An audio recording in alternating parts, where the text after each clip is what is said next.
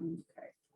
All right. Today we're going to be, well, welcome back to Strong Meat Studies. And today we're going to go over a couple of studies that Violeta and Lilian have put together for us and see what the Lord has revealed through their spirits and watch how they use the word and travel and are guided by the Holy Spirit to different places. And so today we're going to have Lilian go first and she's going to share her message and then Violeta will be second. So Lilian, you want to? All right, we'll start screen sharing here. All right.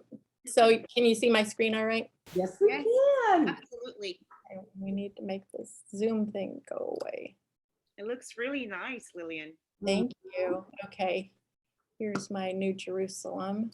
Move you guys up here. Okay. Okay, so there.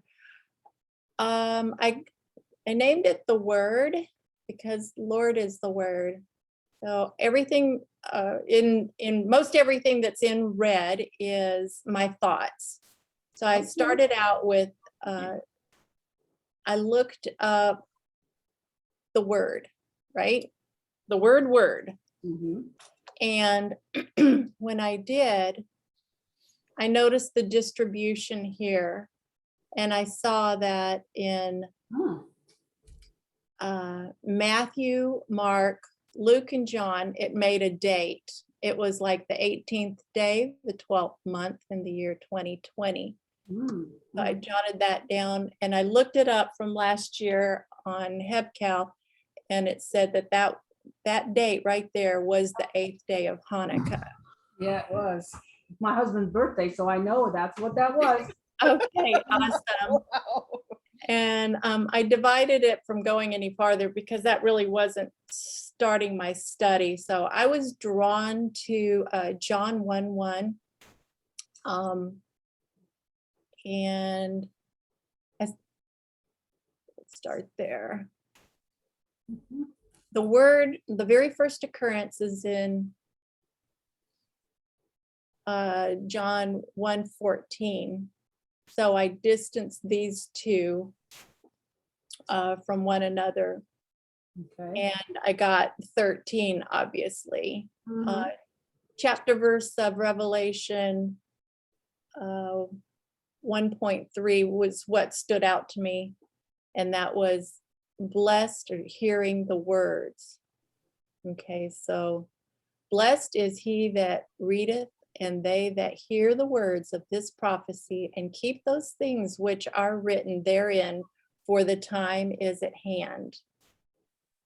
I felt that was relevant, to our day. Absolutely. Yeah. It's beautiful. It's beautiful and perfect. Yeah, we were talking about, why do we pick scriptures, and that one just stood out to me. And so I did go ahead and distance, let's see, what is that, 13? John, how to go from Revelation 1:3 to John 1:14. And the word was made flesh and dwelt among us, and we beheld his glory, and the glory as of the only begotten of the Father, full of grace and truth, because he's our word. So you went 13 verses then from John 1:1. That's what you I went got. 13 from, from John 1:1. Maybe my notes aren't quite as good as they could have been. And the word dwelt in, Dwelt among us. dwelt was the largest. Oh, and begged to be, that's when you're distancing. I feel like I should put that in over here so I can actually show it while I'm doing this. Oops. John, where were you? 1:14.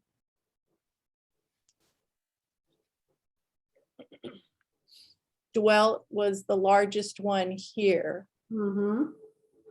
Tabernacle. Yeah.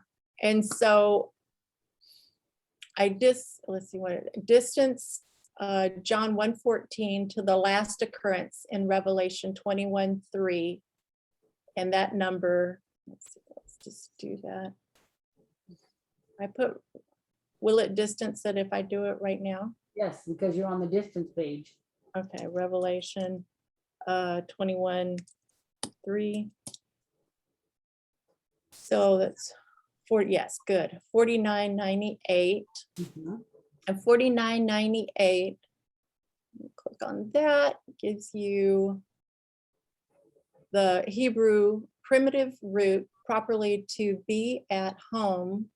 That is by implication to be pleasant, or suitable, that is beautiful, Mhm. to be comely. Mhm. Be home. That's the Comely. fact. Jesus was described as being comely. So Jesus is described as comely in Isaiah 52:7, and the bride is comely in Songs 110. So I distanced those two from each other. They're probably, here's 52:7. Yeah. How beautiful upon the mountains are the feet of him that bringeth good tidings and published peace, that bringeth good tidings of good and published salvation, that saith unto Zion, thy God reigneth. Mhm. And, And 110 is up above it. oh, whoops. There we Yeah. go. Mhm. Thy cheeks are comely with rows of jewels, thy neck with chains of gold. Okay, and the way you distance that without actually going to the distance page, since you're seeing these two verses right here, the way you can distance that is click that verse number on either one of those verses. Just click the verse. Click right on the verse number. Well, not the verse number, but the verse word, the word verse with the number sign. Yeah. That, yeah, click Oh, that. you just click that. Yeah, Oh, it'll distance everything on that page for you. oh, Mhm. shortcuts. Thank you. Mhm. Didn't know that. All right, so going back with my notes here. So the distance was 11:56. I see it actually came up, so that's good. Write that in the cheeks. Okay, so 11:56, went ahead and went there. Mhm. And the Hebrew is to seek or to ask, to desire, to make a petition, to pray, request, seek. Wow. And that is what we're wanting to do with the word, with the Lord, That's right. to Very ask good. him. That's good. That's good right there. How That's do you pronounce the Hebrew? Bia bia. Ba, Be, be, ba. Bea. bea, bea. No, it's ba, B-A-W, ba, ah. Okay, ba'a. See, they The- give you the pronunciation right underneath of it. Yes, right here. Mm-hmm. Ba, Ba'a. yeah, There it is, ba'a. yeah. Oh, okay. I said, I feel like the Lord is asking us to ask him something, but what? The mystery builds, right? Yeah. That's good. I Um, like the questions in the red. Isaiah 21:12, Ah, the watchman said, the morning cometh and also the night, if we will inquire ye, return and come. So this word, Isaiah 21:12, it's like a mirror right here. mhm. We're back to December of 21. You know, I know it was December of 2020 at the beginning of this, but I'm just looking for dates. I'm looking for mirrored numbers, things like that. And so that is standing out. And then the fact that inquires on here twice. This was, must have been one of the first occurrences of inquire. Mhm. Isaiah, first occurrence, last occurrence, or maybe we're on a different page now. Let's see, Isaiah 21:12. Isaiah 50, what was it?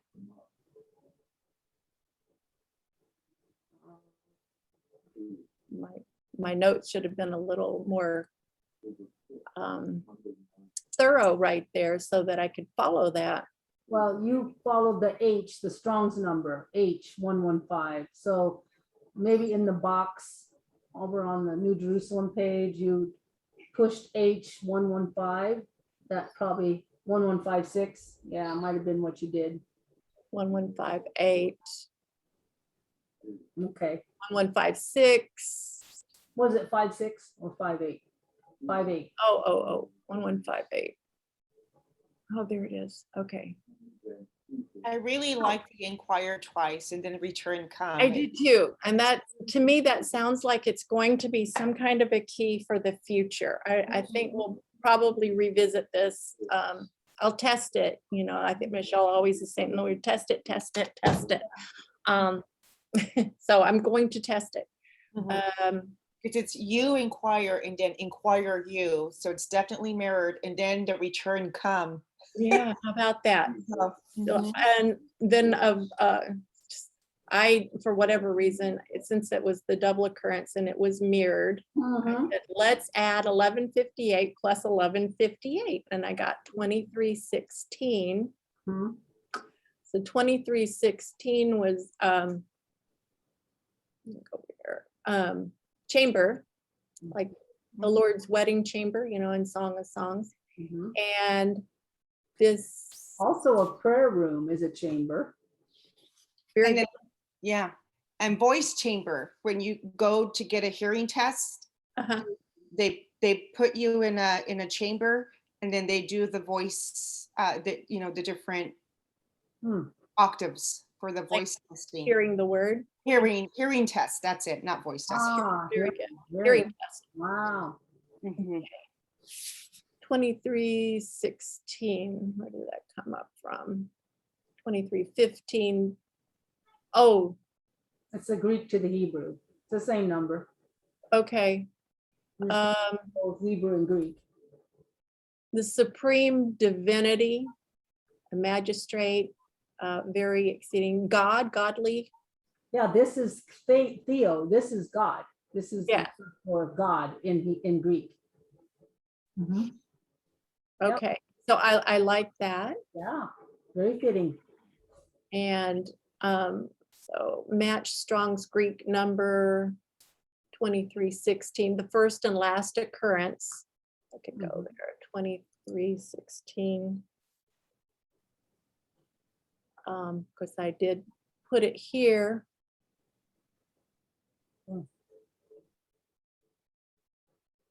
Okay, it was Matthew 1:23. Behold, a virgin shall be with child and shall bring forth a son and shall call his name Emmanuel, which being interpreted is God with us. Isn't that something? Um, That's profound, isn't it? yeah, and I noticed that the King James word number is comfort us right here. That's the Comfort us. Spirit. Yes, thank you, Holy Spirit. Mhm. So comfort us, I looked that up, is H5162, occurs in the Old Testament. I didn't say how many times. I wonder if I can hit that, if that will tell me. I distanced it back to the 2112 where we were before. Okay. Am I losing you guys? Like, Nope. did I get off track? Okay, I feel like I got off track. I just sensed it back to 2112, which was 146. I'll jump forward, you guys. And 146 is Adar. Mhm.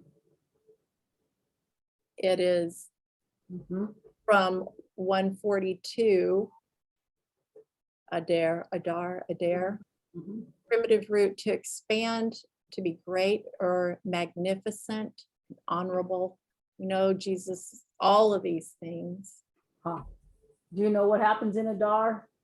No. Oh, that's the month of Adar. Yes. And what happens in that month?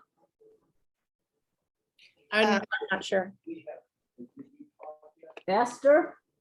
I was just Okay, gonna say Esther. I should know that. Yeah. Remember, Adar 13 was the day that Haman selected to destroy the Jews on that day. And that was Adar 13. Oh, Then the 14th and the 15th, and God turned it over on him. And it was a day of feasting and gladness and rejoicing. Mhm. wonderful. Yeah, he picked the wrong day.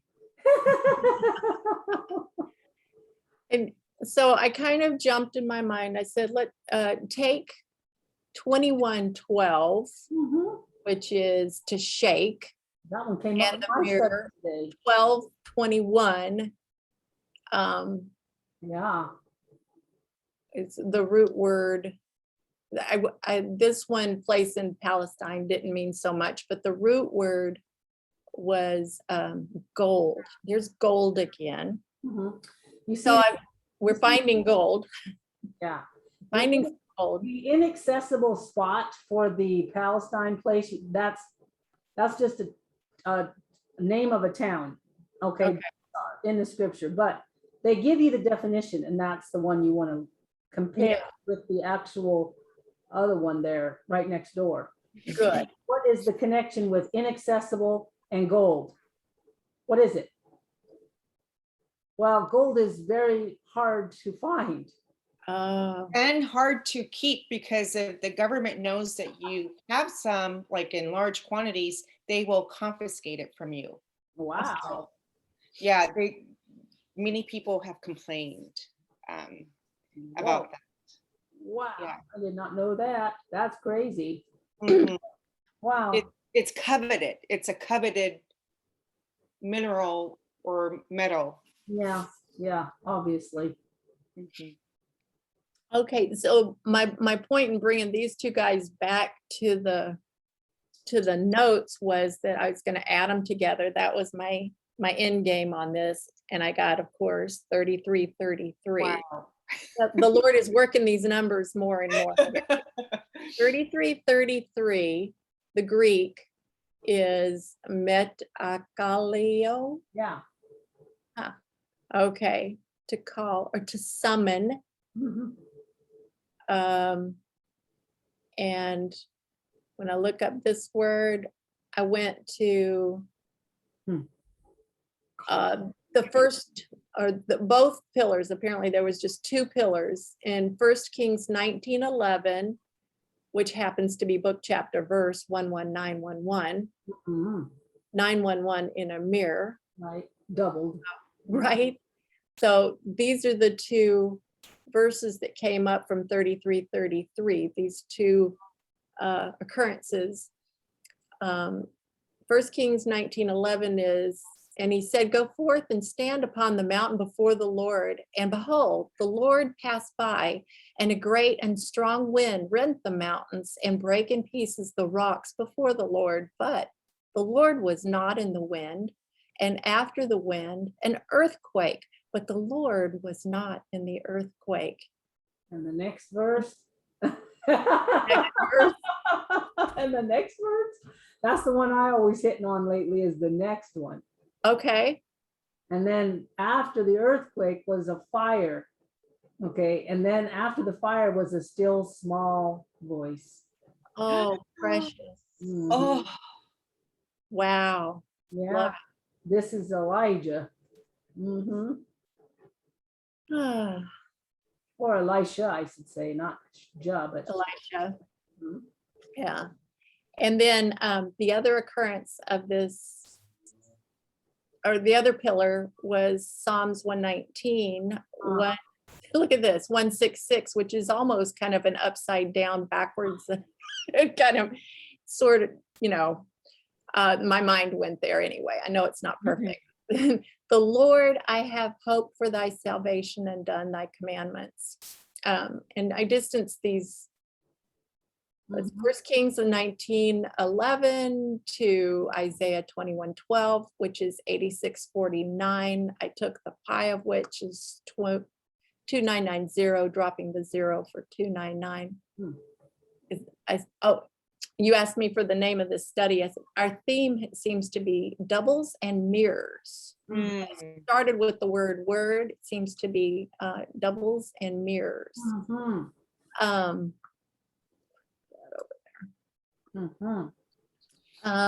So 299, the Greek 299 is amois, amo, Momus. amomus. Okay. It's unblemished, without blame, blemish, fault, spot, faultless, unblameable. Mhm.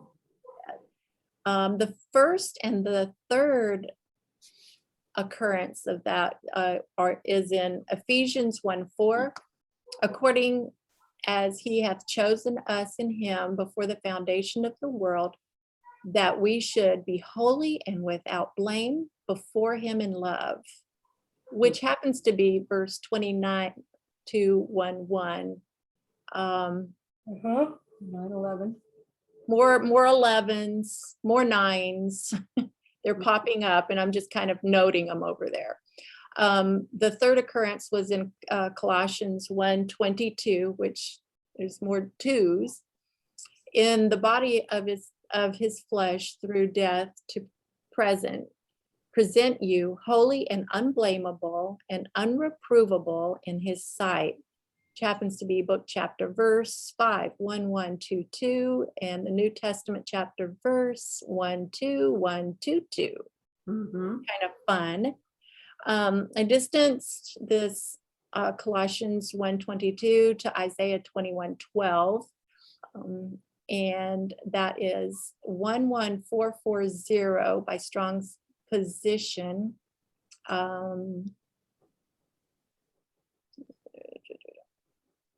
Should have given this, I should have presented this to my husband, made him sit and listen to it and ask me questions so I could work the bugs out. So you guys, I'm sorry if there are bugs in here.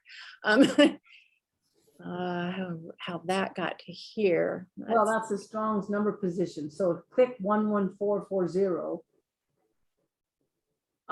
Not on your paper because you don't have a link, but go over there and put it in and let's see where that goes. 11440. Okay. And then look at, yeah, see, there it is, seal.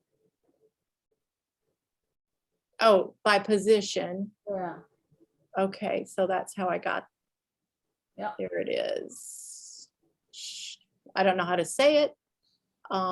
It's a seal. Go from that.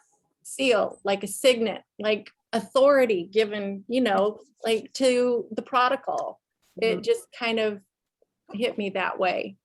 The root word here, H256, I looked this one up. H256 is this Chatham, primitive root to close up, especially to seal, to make an end, a mark, seal. That's like first he gives us his seal and then we seal something, it's like sealed up. And the Webster's word 11440 happens to be confirming. And that was where my study ended. Hopefully there's a common thread theme through this where we can see that the Lord is showing his holiness, that we're his bride without spot or wrinkle, lots of good numbers that are mirrored, I thought, and yeah, kind of led from one thing to another, all the way to the sealing and confirming of the end. To me, it's like I said, I've been getting up at 3 o'clock in the morning and doing this because I just was excited. I'd come up, I'd wake up and I'd want to, the number 333 hit me and I'm like, oh, yes, if I add these together. And so then I get up and I start working on it. Good, that's great. That's Yeah, great. this is really good. I would add the two things that stick with me with your study is word as gold. God's Gold. word, yeah, the Yeah. gold. His word is as good as gold. Mhm. Yeah, I think And- gold was referenced twice in the study. Wow. Mhm. Mhm. And then my other takeaway is the reoccurrence of the 9/11s with Mhm. the flip version, like the vertical flipping of it. Mhm. I think with his word alone, things will just like change overnight. Oh, So- yes, thank you, Lord, for flipping the tables. Mhm, mhm, I look forward to it. Flip the tables. Yeah, mhm. well, Okay. that's good. Really nice, really nice. I would never have chosen word. Yeah, that there's a lot to word. There's a A lot. lot to word, yeah. Yeah, yeah, okay. I you. like the right off the bat, the reference in Isaiah that she chose. The concept there about inquire. Oh, Okay, I love so it. you see what, there's a reason why you were drawn to that, Lillian. And There it is. and that is where your connection was. So that's the connection you need to reconnect to, continue this study. Mhm. So it's really good to distance back. When you get a new key, when you get a new number, distance that back if it really fits. You know, if it seems like God's speaking here about that, then we Mhm. need to bring them back together and say, now talk to each other and give me Yeah, a response, because it's literally the verse is saying, inquire again, a double inquire, see? And yeah. then he will return and answer. Well, my next study will be called Inquire. And we call it the Inquirer. Good. Okay. Inquirer. How do I stop? Oh, screen share stop. Okay. All right. Well, that was fast. It doesn't take long sometimes to get through studies, Michelle. I Well, wouldn't know He about did that. confirm it was the end, didn't he? Yeah, you're gonna go on from there. That's just the beginning point. Yeah, Yeah. that's the way this study was for me yesterday. I just started something, and then today I did farther. Probably tomorrow is farther still. All right, Violeta, how about you? What do you got for us today? I am trying to split my window like Lillian's. I'm trying to, do I Okay. go to window, Lillian? You go to the green dot. First of all, you have to make sure your screen is not expanded. I forgot what the wording is. What does it say? Full screen. You do not want to be in full screen on either of your pages. Both pages need to be open, out of full screen, and then you can tell them which side you want them on. It's under the green dot. The green dot on Safari? Yeah, exactly. It has tile to the left and tile to the right. Oh. But you can only access it if you're not in full screen. If you're in full screen, Oh, You can. it doesn't allow you to pick it. oh Yeah, dear. that's what I found. It was just like, I've got to think with that a little more. I know just what she's saying though. So it worked for you already? Well, I've done it, but I'm not familiar. Watching Lillian do it is gonna help me next time. I just do my whole study that way. Screen share how you do that, Lillian. Screen share how you actually do it. And Violeta, you watch and see what she does. Okay, Let's see. I can't get back to, oh dear. Zoom on the side. It should be in one of your sidebar. Just click the Zoom again and it should come back. Because you haven't left us. Okay. So, So you have to have, I'll start from the beginning, like when you want to do this. So, okay, I'll close that window. all right, completely. all right. So yeah, my notes are up, right? yeah. Somewhere.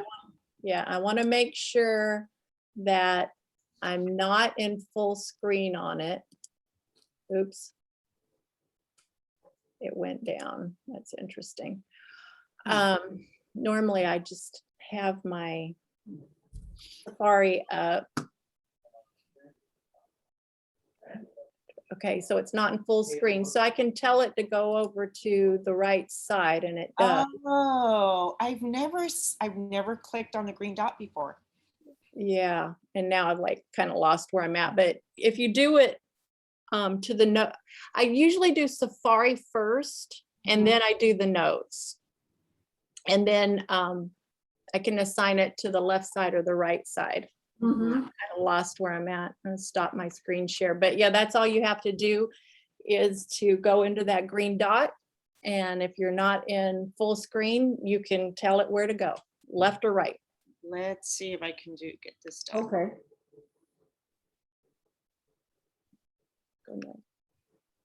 Oh dear. Why isn't my browser coming up? Excuse me for a minute. I gotta go turn my water off, okay? That's fine, but I don't see my browser. Where's my browser? Oh dear.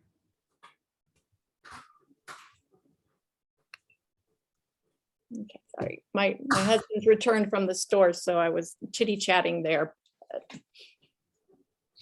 My browser is, I can't find my browser now. Oh dear. I've never lost my browser like that.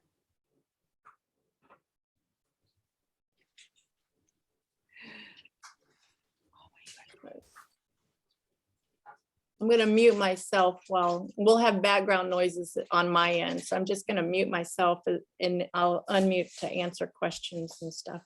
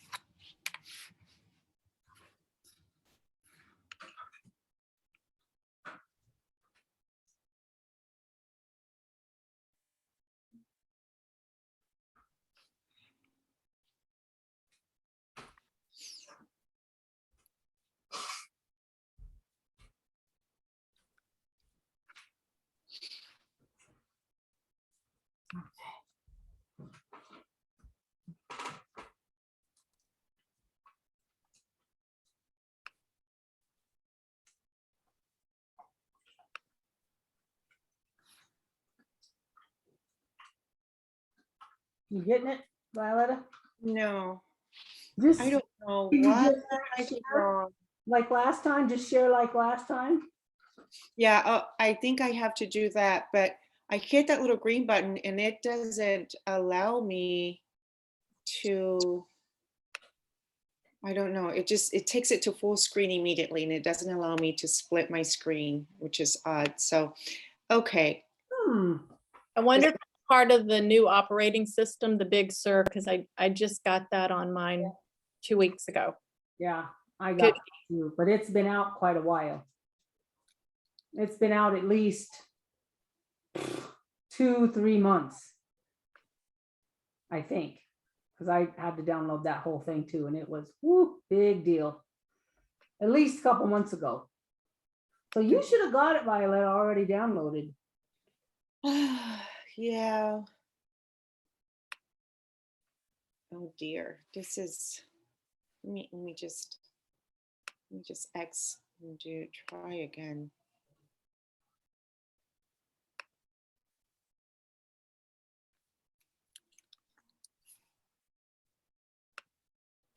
Okay, so now it's my turn, you know, to have these little computer problems.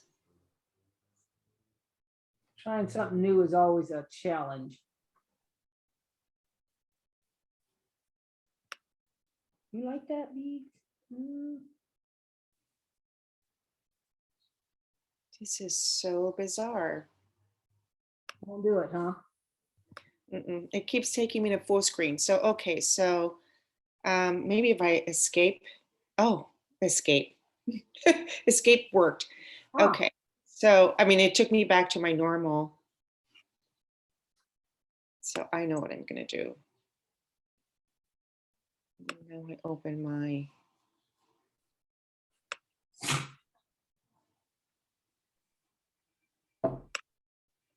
Okay.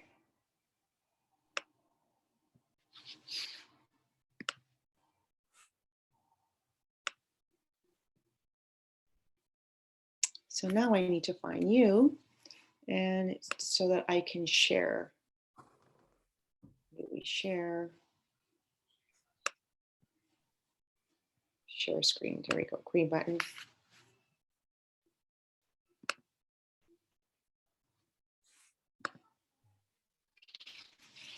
Okay. So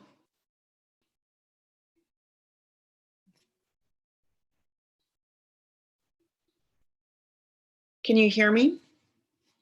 Yep, we can hear you. Oh, okay. So I use the term resist to search.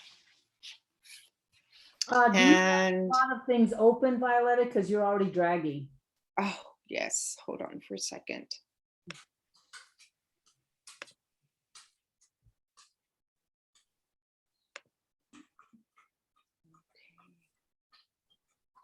It's a big.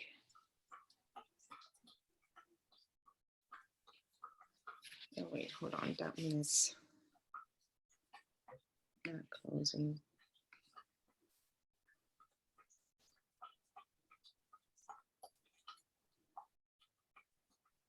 Okay, let me close some things. Hold on for a second.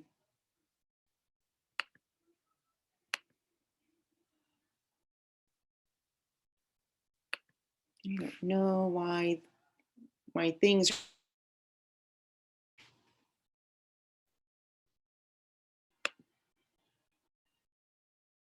Quit. Hold on for a second.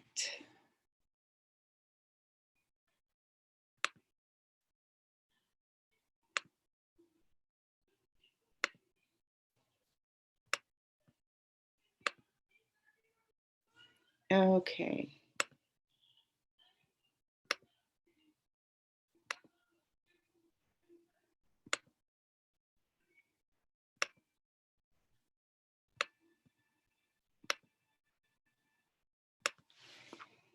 I had some little kitten pictures up too.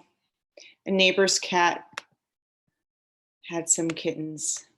And she came to my porch to have her babies.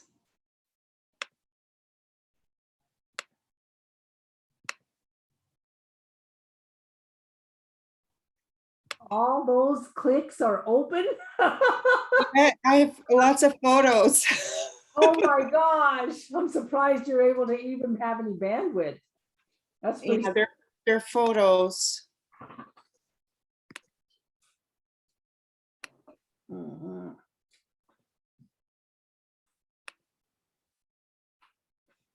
Yeah, make sure before you get on Zoom, close everything out except what we're going to be working on, because you always drag. As soon as you start sharing, it's just like, blah, blah, blah, blah, blah, blah, you know. Oh, okay. Oh, big.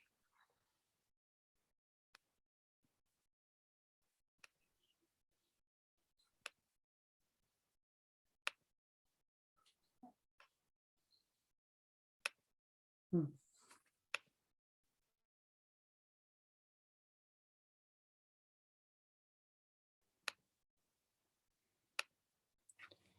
Okay. Let me look at my screen. Oh, okay.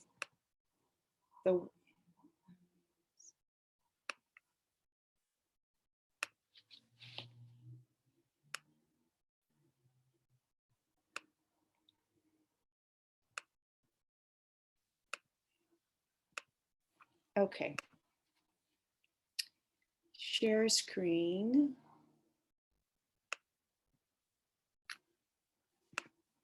Should be much better.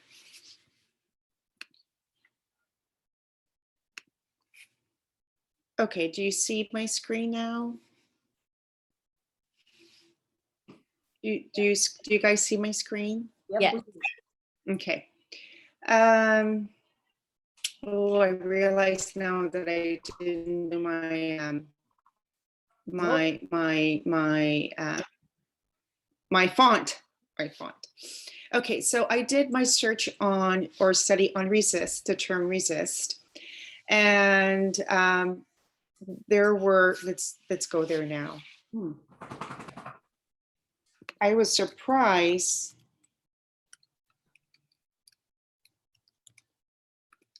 to see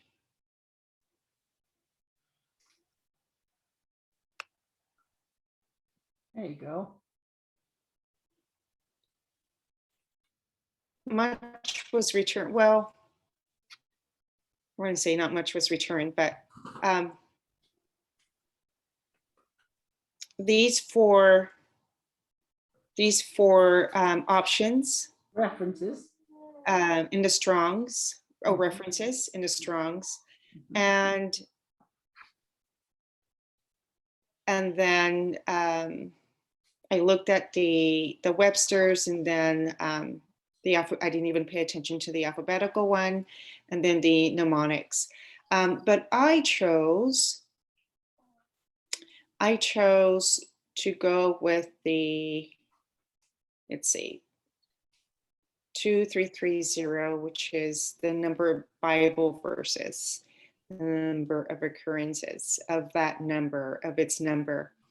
Did you go with the phone spelling there or numeric? I think I went with the Bible verses. I think I went with the numeric. We'll have to click it and see. Yes, I did. I have more confidence in the numeric, just because the phone spelling, I'm not too, I still don't understand conceptually how that works, but with the numeric, spelling, I like how it finds the term in the verse by the number of times it occurs in the Bible. So I feel more confident with that. Yes. So I chose the numeric spelling, and we get this, the 23, and then 330. And the associated word with the 23, 330 is galoon, and it's a word that I didn't know.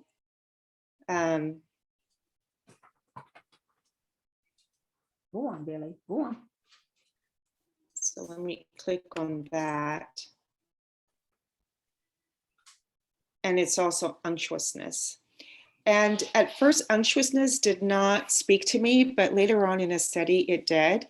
And then that's when the double meaning came to mind. But galoon in Webster's, it means a kind of close lace made of gold or silver. Let's see. I can move this over. This is why I need a split screen. Made of gold or silver, or of silk. And I know exactly, I used to crochet and knit, so I know exactly what's being described here. And so with thread, with fiber, if you do it too tightly, you're not going to get, the tension is too strong, and you're not going to get a nice formation in your design. If you do it too loosely, it's not for the for your knitting to be good. So it requires the right the right tension when you're knitting or crocheting. And so I found that to be very interesting with the term resist, even though I didn't know the vocabulary. Galoon was new for me. So, okay, so then I went to, and then I looked at the other word, unctuousness. And the definition is fatness, oiliness, the quality of resembling oil. And here I thought of, well, are we going to, what's the relationship with oil and anointing? And then right at that particular moment is when I received a text message. It wasn't a text message. It was like a message from Telegram of I can't remember what it was, but it was of Biden see if I can find it here. And I just thought it was so, oh, the oil crisis, that we're going through an oil crisis right now. Okay. And specifically the note was, oh, it was,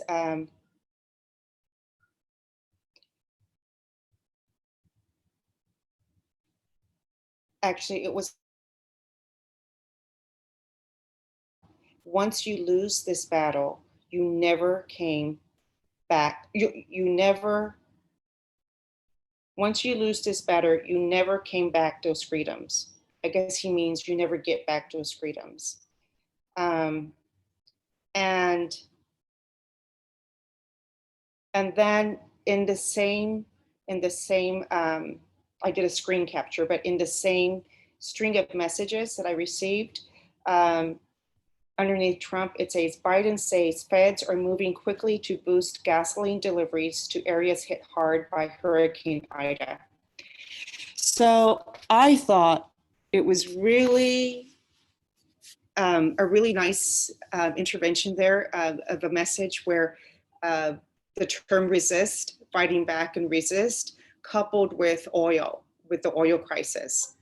And I thought, wow, that's really interesting. I maybe there is a connection with oil and resist, right? So, okay, so then from here, I went to Matthew 7:13, which is the first verse from the 23:330.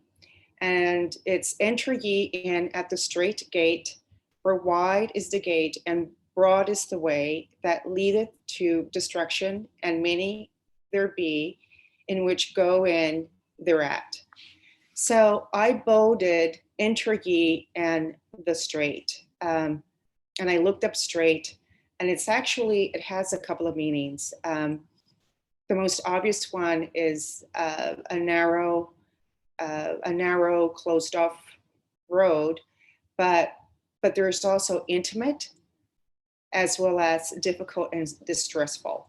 So I expected the intimate one, not at all expect difficult, distressful for the term straight.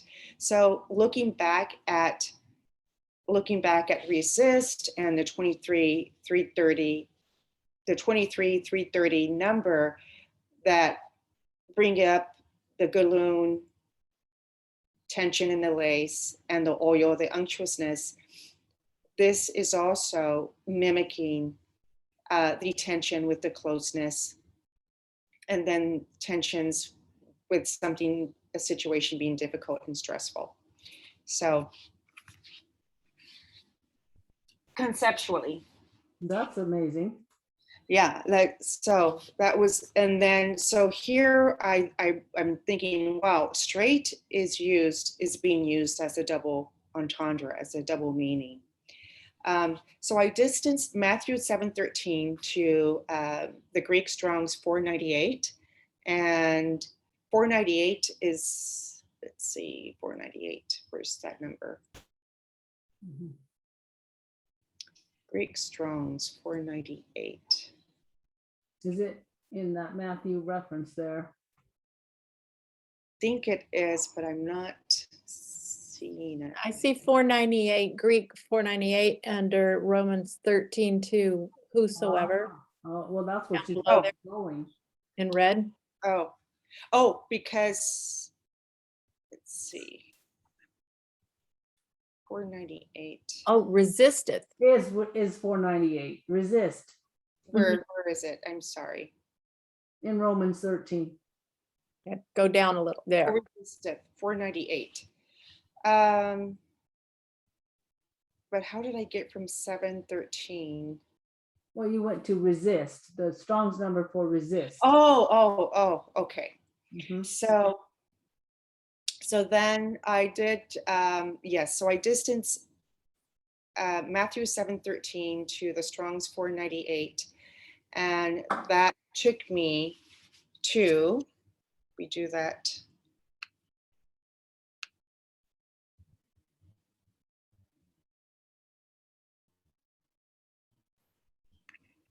$498.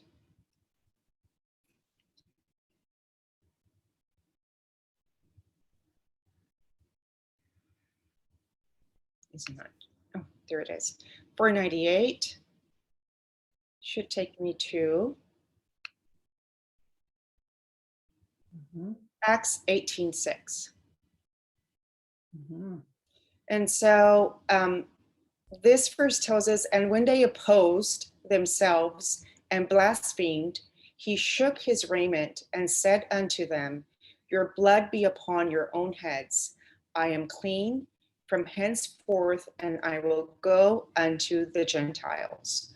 So a clear reference to opposition, opposing, um, oppose themselves. Mhm.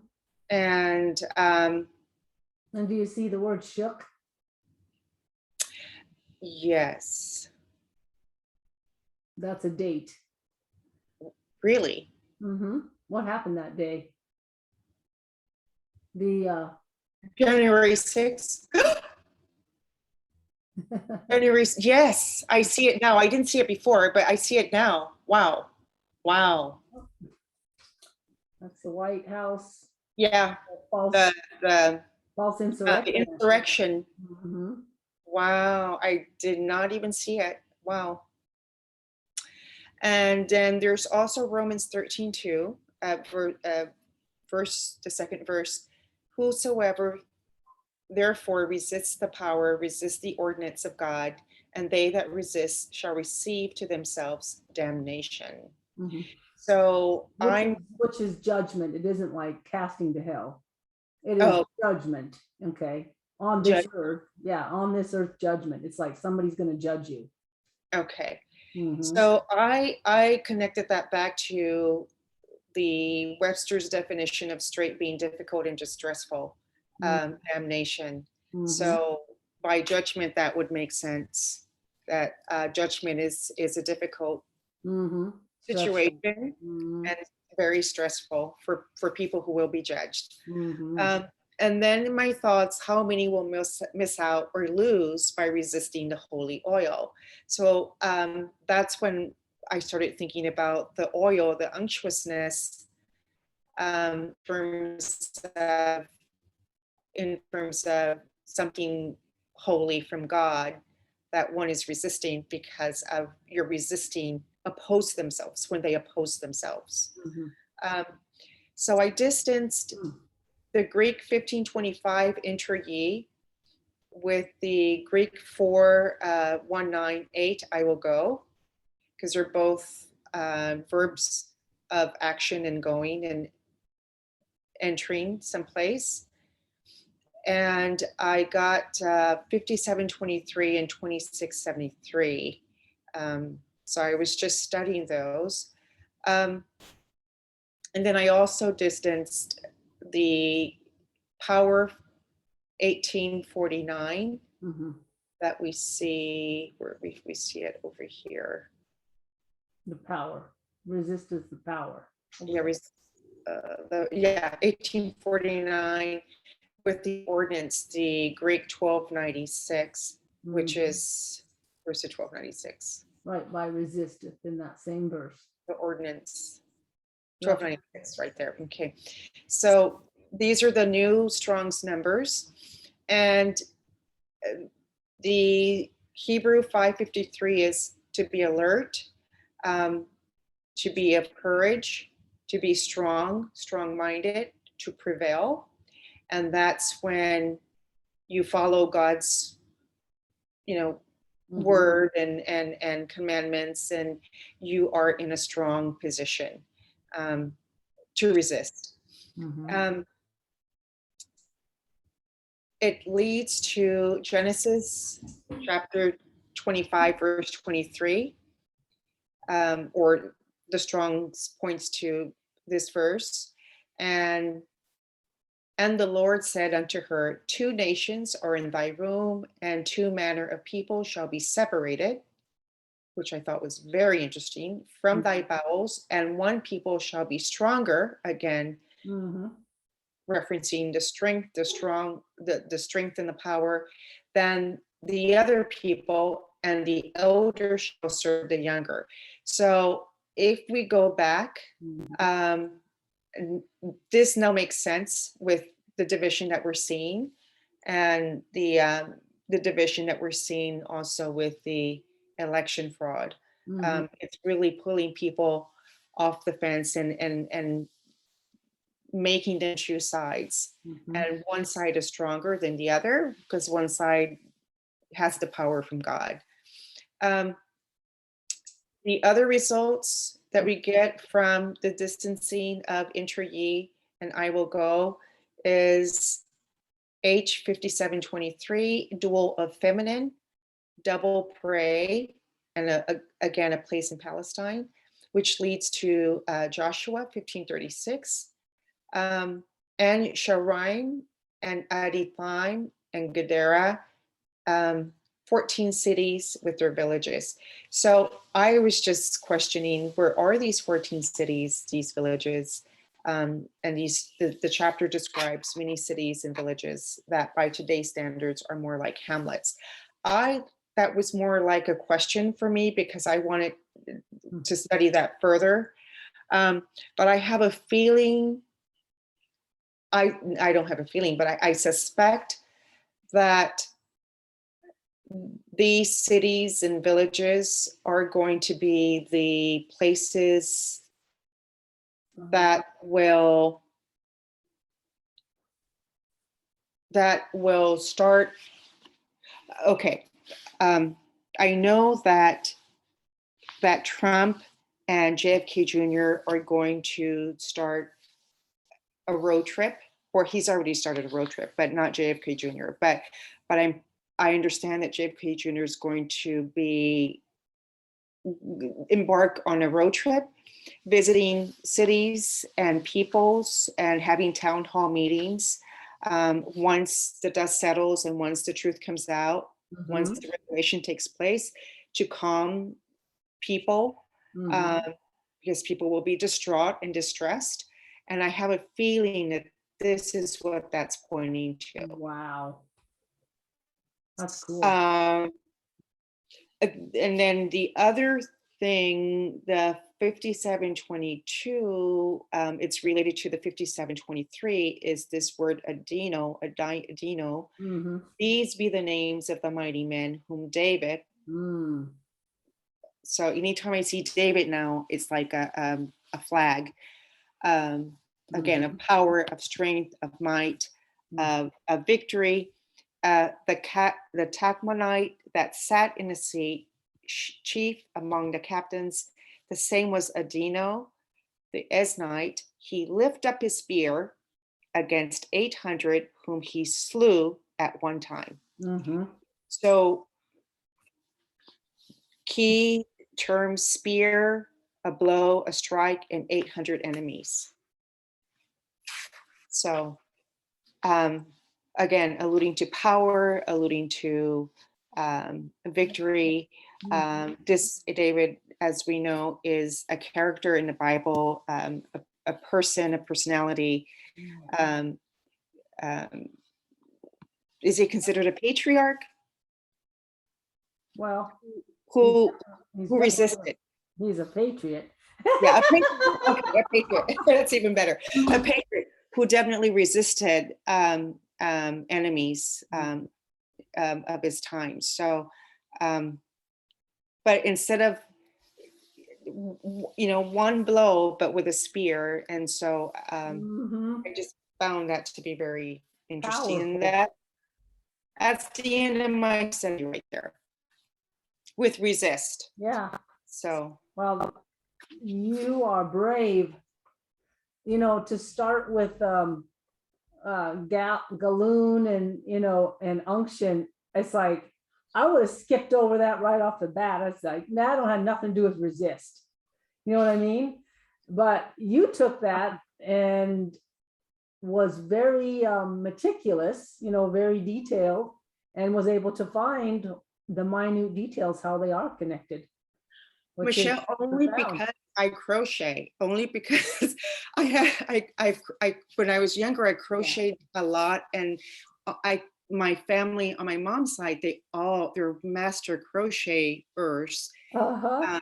Not so much knitters, but crocheters. And to learn the craft is tedious and challenging. And I remember getting upset when I didn't have the right tension, Wow. Yeah, and I have heirloom pieces, but I never suspected this. I didn't even know the word galoon, and then to see that it's close lace, I thought, wow, that's new for me. But I immediately made the connection with tension, and then I didn't understand unctuousness at all. But when I got no, it wasn't a text, but when I got the little, how you get the little announcements, that's what notifications. Notification, yeah. And it was Biden, it was Trump in the same. It was Trump he said, fight now for your freedom and resist. And then right underneath it was Biden and the oil crisis. I thought, there is a connection. There is oil there. It was right when I was doing the study. So, David was anointed with the oil, with the holy oil. And there is power to receiving the Father's oil or holy water for that matter. So the raising of the hand too, when Moses raised his hand, there's a lot of power. People don't know this, but there's a lot of power to that too. But yeah, this is, I was stumped, but then I was stumped, but I kept going. So. Well, I think you both did really well. I mean, you kept it to the point. You were able to follow your own notes better than you did last week. Both of you were. You both improved immensely. Yay. Yeah. So good job. Good job. Thank you. Yeah. And you're learning as you go. You're learning every time. You notice that when you try to teach something, how much more you learn as you're teaching it. Have you learned that already? Yeah. How much more you get just by actually trying to teach it to somebody else. It is another learning curve right there. What's amazing is the learning factor. It's like I'm learning things that I never thought I'd learn about. Yeah. Yeah. And so I'm compelled now to go back and read. I've read the Bible entirely, but now I watched, the movies, which you have to be careful with those, because if they're not following the scripture, you can easily get misled. But now I want to go back and reread the Bible for the contextual, storyline, right? Yeah. So,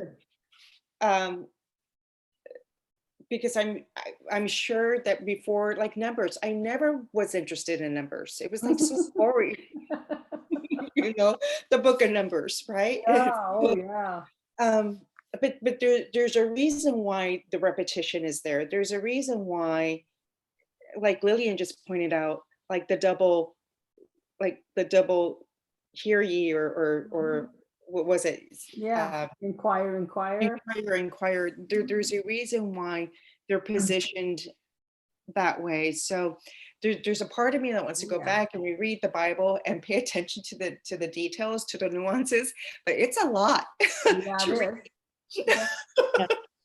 Just stick with one, a few chapters a day.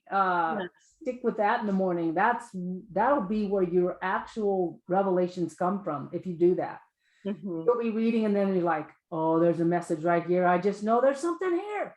So you take it to the Strongs and you go and you look it up and you're thinking, I wonder what the distance is, or you're reading along, I wonder what that distance is to that verse over there. That's what you'll be thinking. And you'll get inspired just by reading. Another thing that you can do, this is what I did a lot when I was learning to study the Bible that way, was just take notes. Every revelation you get on as you're reading, just take and jot that down. And I have pages and pages of notes that you just take. That's and good. That's a good tip. the Spirit is breathing in you revelations, and then you know that you've got a gift. There's something He's birthed in you. If you're getting, as you're reading, you're getting revelations as you're reading. There's something there that God wants to explore further with you in His Word. Very good. But if you sit down and you go, I ain't getting nothing, you're like, my husband's that way. I said, read this verse. Now tell me what you get out of that. And he's like, let me read it again. That's funny. Yeah. And so, some people, it's their gift to see into something. And you'll know when you start reading it again. So much of Proverbs and Psalms, don't you ladies think that Psalms and Proverbs is like our day? Rich. Yes. Rich. And it's right now. I mean, it's like David, what he went through was where we're at right now, Totally. Yeah, like this study just confirmed it too, because it's like I didn't see the January 6th. Like, how did I not see that, Michelle? Yeah, I know, because I recently covered that in a study, a few studies back, but 1/6/21, yeah, right there is shook. Whenever you see the word shook, now think of that insurrection, that fake insurrection is what it was.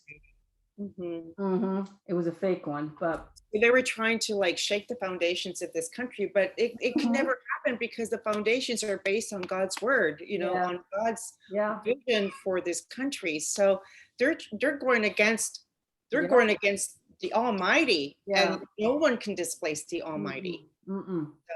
And they're being shaken as they try to shake us. They're the ones that are actually being moved. We're founded on the rock, so it's not going to go nowhere. But the people that can be shaken will be shaken, right? That's what the scriptures say. Everything that can be shaken will be shaken. That's the point. God's doing that on purpose. Movement. We're going to try to move you out of your place of complacency, really. You need to be on this side or that side, one or the other. Yeah. Okay, so I think I'll take you. Do you guys have any more time? Do you need to go, Lilian? I do have some more time. A little bit. Yeah, 20-30 minutes, something like that would probably. Okay. I'll show you a little bit of the study that I just did with Larry and Neil, and kind of covered maybe just I don't know what I'll share. Let me just start sharing and see what I got here on this study. Okay. And see here. Okay. All right. I kind of wanted to go over how I do my studies, okay, and how I copy paste and how we get this in here, like to look like this. How do you do that, Michelle? Get it to look like that and be so consistent, How do you get the boxes? Yeah. Okay. So first off, I watch a video. I get a video and I get some inspiration on the video, or I want to test something out, like this sent man of God. This is the document here. And so this is the second study that I've done on this. And when I watched another video, they start talking about a date that the world court's going to have a tax exemption. And that date was the latest that they could actually invoke taxes on the people, like 40%. It was the 12th of September this year. That's the latest, but they could extend it, he said. And he's saying what that tells him, that things are moving very quickly now and that there's no going back. And he was just focused on how it was close to 9/11 and everything tied to 9/11. So I took the two dates and I distanced them. And I knew that it would be 3 years, right? It's a 3-year delta there. Well, I took, that's not the same date there. But in this document here, in this point, she was saying that there is a Trump signed an executive order on the 12th of September. Okay, and that date, that one was about the election fraud and those that were interfering in our election, and that they will be going through tribunals. Okay. Well, the distance then between the two is 1095, which we know Belshazzar, that's the name of Daniel. Okay, so I want to tell you first, let me take you to New Jerusalem real quick, okay? Because there's some things I want to show you, gals, that you would find helpful.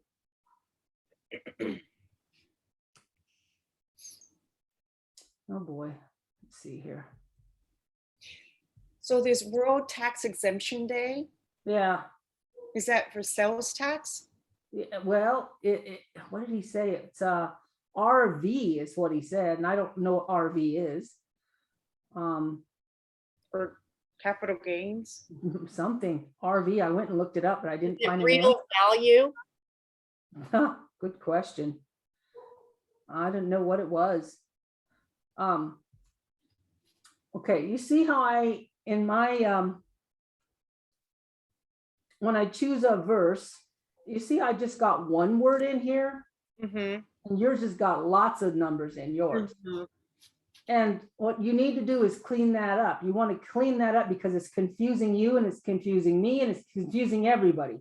Mm-hmm. So you know how long it took me to figure that out? How long? Years. I'm Really? serious. Yeah. So this is what you need to do. You go up here and you see the Strong's little box. Mm-hmm. You click it. And you want to make sure you click the check off, because on means I want all the Strong's numbers. That's what you're getting.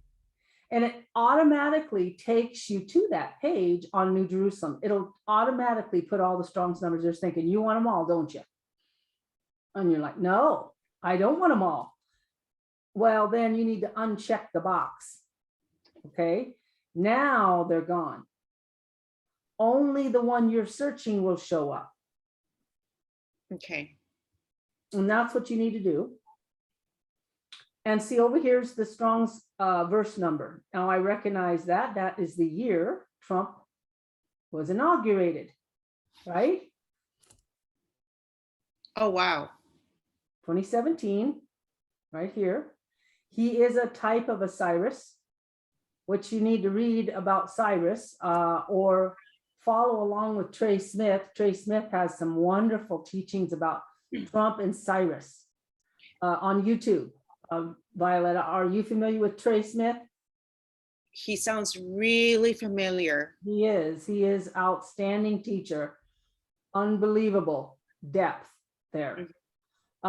You would love it. You would love it. So would you, Lilian. So, I've been watching him for a few years. well, Oh. perfect. Isn't he awesome? He's awesome. Oh, Yeah. So, What is his focus or his? oh my gosh. You won't believe it. Everything deep in the Bible, you can't even imagine. He knows Hebrew stuff. He knows the deep things, the spiritual sides of everything. Wow. He's very intuitive. He's very supernatural gifted. Wow. You got to get in contact. He's different. He's in your face, wild, crazy man. Really interesting. But he is way interesting. Yeah. He's got Does a a big, lot of stuff like that. Yeah. big screen TV and he's up there going like this. Oh, wow. I would have remembered that. Michelle, quickly on the 22-017, you see it as 2017, but why not January 7/22 when Trump might be back in office? January 7, 22, 17. Mhm, You see it in a verse, seventh day, mhm, 1:22. Could Mhm. be, could be. Usually I don't see the numbers that in that frame or that structure. mhm, I see 1:7 in that order. mhm. And I think that that was the first thing that I tested God on. Okay. I need to know, Lord, how do you speak? How do you speak about dates? How do I know what the right way to write a date is? Mhm. And so that was one of the first things that I inquired of the Lord about. You just reminded me. Okay. And I come to conclude that it's the way that I see it. Okay. So then you stick with it. Yeah, I stuck with it. Okay. But if you see it another way, maybe he wants to tell you another way, I'd prefer we all do it the same way. Okay, that's my preference. But you can definitely tell somebody and point it out Mhm, when you teach them in, or you talk about it, like put it in red, like Lilian did, typed it all in red. This is my thoughts on this. That number could actually be read this way. mhm. Okay, so, but we see it as 120. If it's a 1 in front, it would actually be 1/20/17, which is his inauguration day. See, 1/20/17. Isn't that the day that he was inaugurated? Mhm. Took office? Yeah. Yeah. So that's 10,000 more. You see, that's 10,000 more. Oh. Mhm. Right here is Hanukkah this year. This is, remember, we looked that up, Violeta? That was Hanukkah. Yes. Yes. Remember? Mhm. Yes. So Did you that tell seems, Lillian what we discovered with the Hanukkah with December? No, was that last week? Oh, that was after I left last week? yeah, Mhm. yeah. Okay. We went through one of my studies and got about, a little bit ways through it, but there was just a lot of revelation here. And then we got some amazing confirmations too Confirmations with the of- Hanukkah. about the 3 arrows and the 3 years and the 3 days and the 3 months. And then at the end, it was a 3 months connection because of this Hanukkah connection with September 28th all the way to 11/28, which is exactly 3 months. And we went and looked up the 11/28 did, and it was Hanukkah, the very first day. So we This were, year. yeah, blown away by that. Wow, early, right? It's Yeah, early this early. year. Yes, very early. Early. Right after Okay. Thanksgiving or right near Thanksgiving. On my birthday. Okay, so this is what I do on my studies. I copy paste. When you go to your notes, you make a new note. Let's see if I can move this thing out of the way. So go up here and you push that new note there, and it'll make a new one. Okay, and I'll just show you kind of what I do. I would, my ideal eventually is to do this. I want to, in the mornings when I do my studies, I'll sit there for who knows how long, up to 6 hours, 5-6 hours. Wow. And I'm studying nonstop. And I'm thinking, somebody would like to see me do this.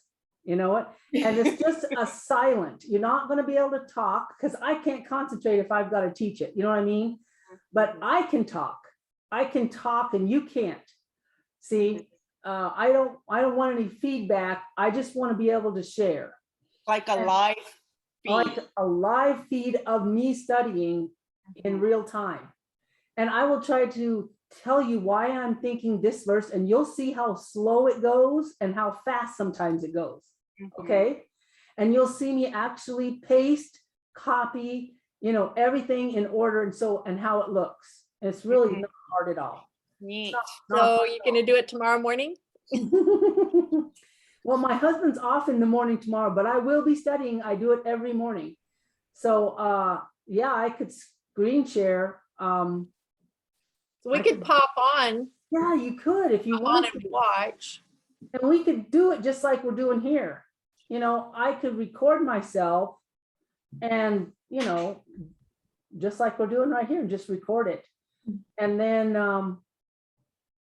I could share it, as far as post it later. I could do that. But yeah, that way you could watch me and learn a lot that way. Yeah. You'll learn a lot. And I could tell you, this is why I'm thinking, what I'm thinking is maybe this. And you'll see where I have to backtrack. I have to go back. No, that ain't working. You see, and I'll try to talk my way the best I can through it. But sometimes it'll be just silent because I'm thinking. I'm deep thought, and I may not have anything to say about it. It's all just, it's a spiritual journey. It really is. You're going to hear that, you're going to sense it, and you're going to get a real feel for how I do this and how it's literally birthed. And it don't take as long as you think. I mean, you think these studies that I do makes me 2 or 3 hours sometimes to get through a study, but I can build that thing in 5-6 hours. So, you know, it takes me half that long to read it, but I'm trucking right along actually with how much I have to weed through. You know what I mean? So let me show you. This is what I do when I get a study. Okay, so I'm thinking, oh, I like this verse. Oh, I love that. Okay, so Command copy, Command C. Go over to your notes and plug Command V. Okay, you know how to do that, right? Okay, what did that do? Oh, it put it in the old of the thinking same notes. I wanted to make a new note. I thought I was making a new note, huh? And it's like, no, we're not doing a new note. Okay, now we're doing a new note, right? There. Okay. So next is I go and I like this date right here. I like the fact that it's 2017, which Trump was inaugurated in 2017. He is Cyrus. Okay, I like that. And I see that. All right, now I'm thinking, I also see 11/28. Now that is Hanukkah. So we know that. And if you want to tell somebody and prove it to them, you'd go to Hebrew Cal and you pull that up. Okay, Command V, Command C. That's what you're doing. Command C, Command V, back and forth. You see how I did that? Then you go down. Okay, so you like this verse, huh? Well, I wonder what the distance is between the two. So I'm going to click this, the verse. There's the distance. Does that ring a bell? Not really. But let's click it just because I'm curious. Okay. Something possessed, a piece of land. Okay. All right. Now that might relate to what we're going to be seeing. I don't see anything here. Neglect doesn't ring anything. Now autumn does, obviously, right? Autumn does. That's a timing marker. This straw man, you know, not sure, I'm sure it'll be Tibney, it'll be a name, but it means straw-y, which makes me think of straw man. You know, like a straw man, fake, like a decoy, a whole decoy kind of concept there going on. So I see this is going to be, look at, it's found 66 times, this word. It's a lot. That's too many for me to weed through. Unless you know where you want to go with it, that's too much to weed through there.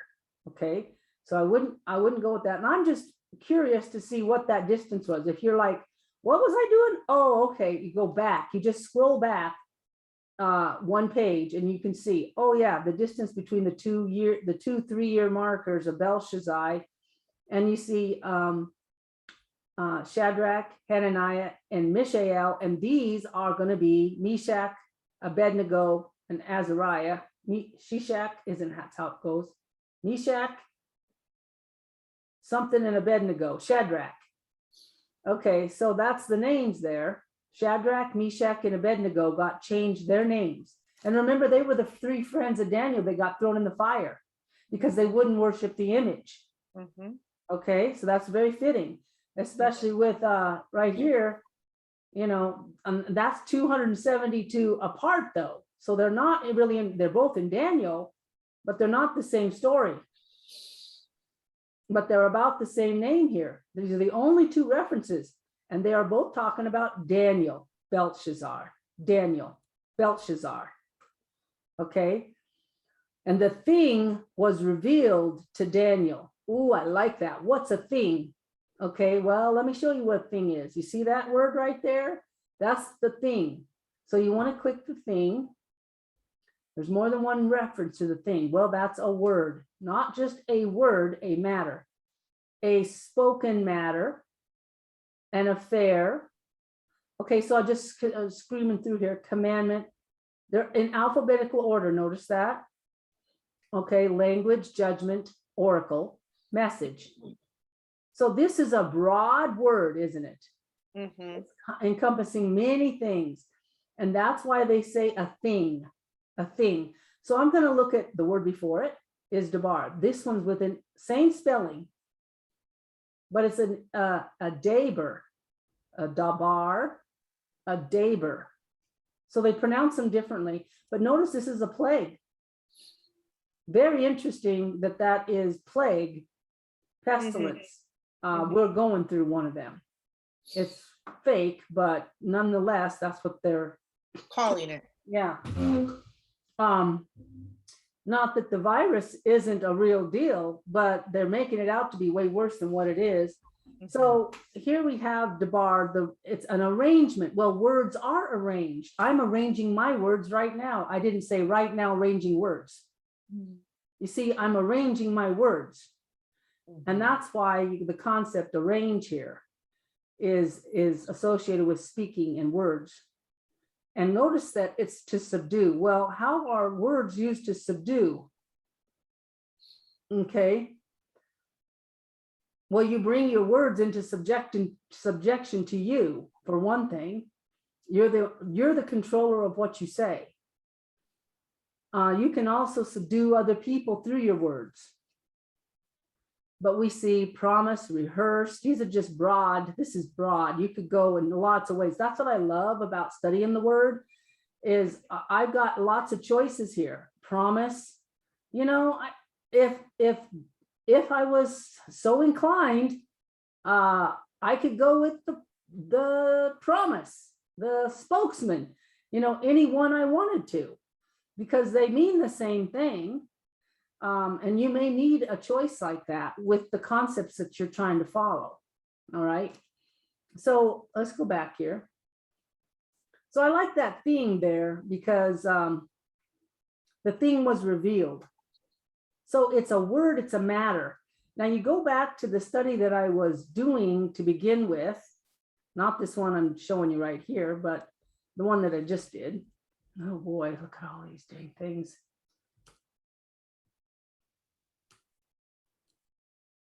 Okay, this one.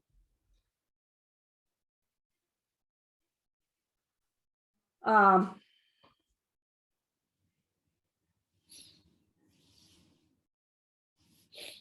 on, let me show you. 1697 is in here. See, the thing was true. The thing was true. Where do we get that? Okay.